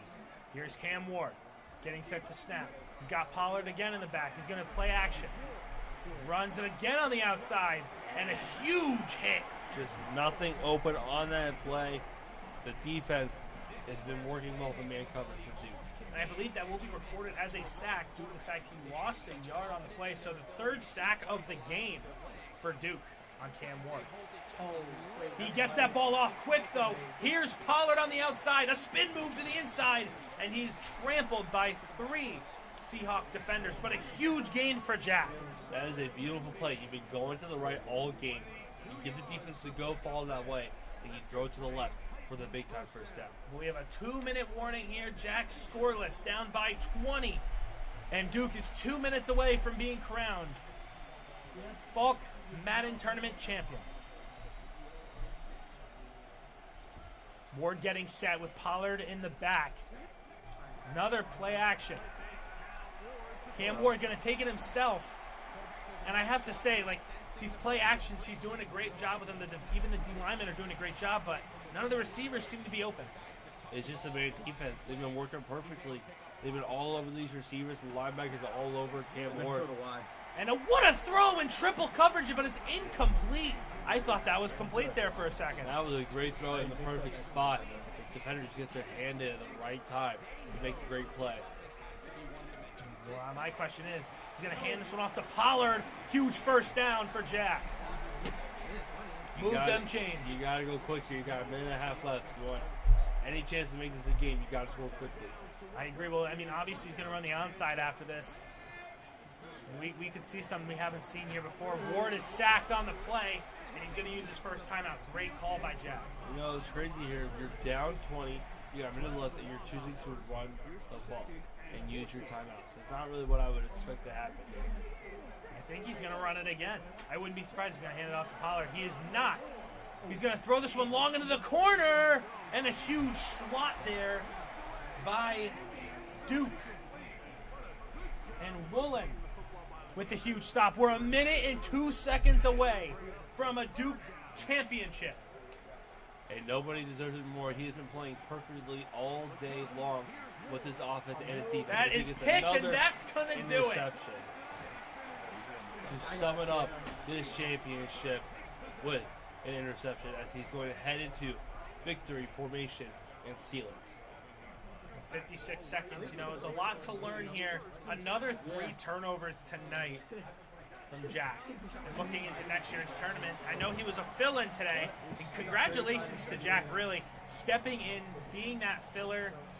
He did amazing. He really did great. Made it all the way to the championship as nobody really expected, and he played a great first round, and he played great during this game. But Duke, he's played better. Agreed. And 16 seconds to go. We're in the final 7. They shake hands, and just like the ACC, Duke is named champion here at Shine. Cheers hurt. Cheers hurt. Ouch. And that is a great way to end our tournament here today. Duke taking the 3-0 sweep in the championship. Yeah, you know, before we head out, Duke, would you like to say a couple words on the mic here? Yeah, come on over. Come on over. Yeah, come on over. I got you guys. So, with us, ladies and gentlemen, champion Duke. He's gonna come in and say a few words. Duke, what was going through your mind in that final game? You know, ever since semifinals, I just had to be consistent. Just knowing what works best, mix up the run in the pass, but also read what the defense gave me and make them make advantage of those opportunities that were given to me. I mean, you did an amazing job against Jack, only holding him to 7 points in 3 games. How do you feel the Seahawks defense helped you achieve what you wanted to today? Just like in the NFL, they're not talked about a lot. They're underrated. They're secondary to the front four. They generate pressure just like in the league. It's lower accurate. Just put simply, you create pressure, you create turnovers, you win games. I mean, one other question for you. How hard was it, the fact that Jack used 3 different teams on you in 3 games? I mean, it must be really hard with the different formations. I'm not going to lie. I went back to the stream to see what team he was using, so I was using the Ravens. And when I was practicing, I was mostly using them, but I was ready. Anything can happen, like I said. It's Madden, so you try to create new opportunities for yourself, but you just always got to stay prepared and ready. Gotcha. One last question. What do you plan to do after your championship win? You know, I'm just excited for the merch. Big shout out to Emily for running this whole event, and it's well done all around, and everyone, to the casters, the crew, the commentators, just everyone, just well run. It's just so much fun to be a part of. All right. Well, Duke, congratulations, Thank you, guys. buddy. Thank You you, guys. are our champion today. Thank you. Thank you, all our viewers who are watching the stream. I'm Michael Kriske. I'm Cooper Milaro. Thank you for tuning in. Have a great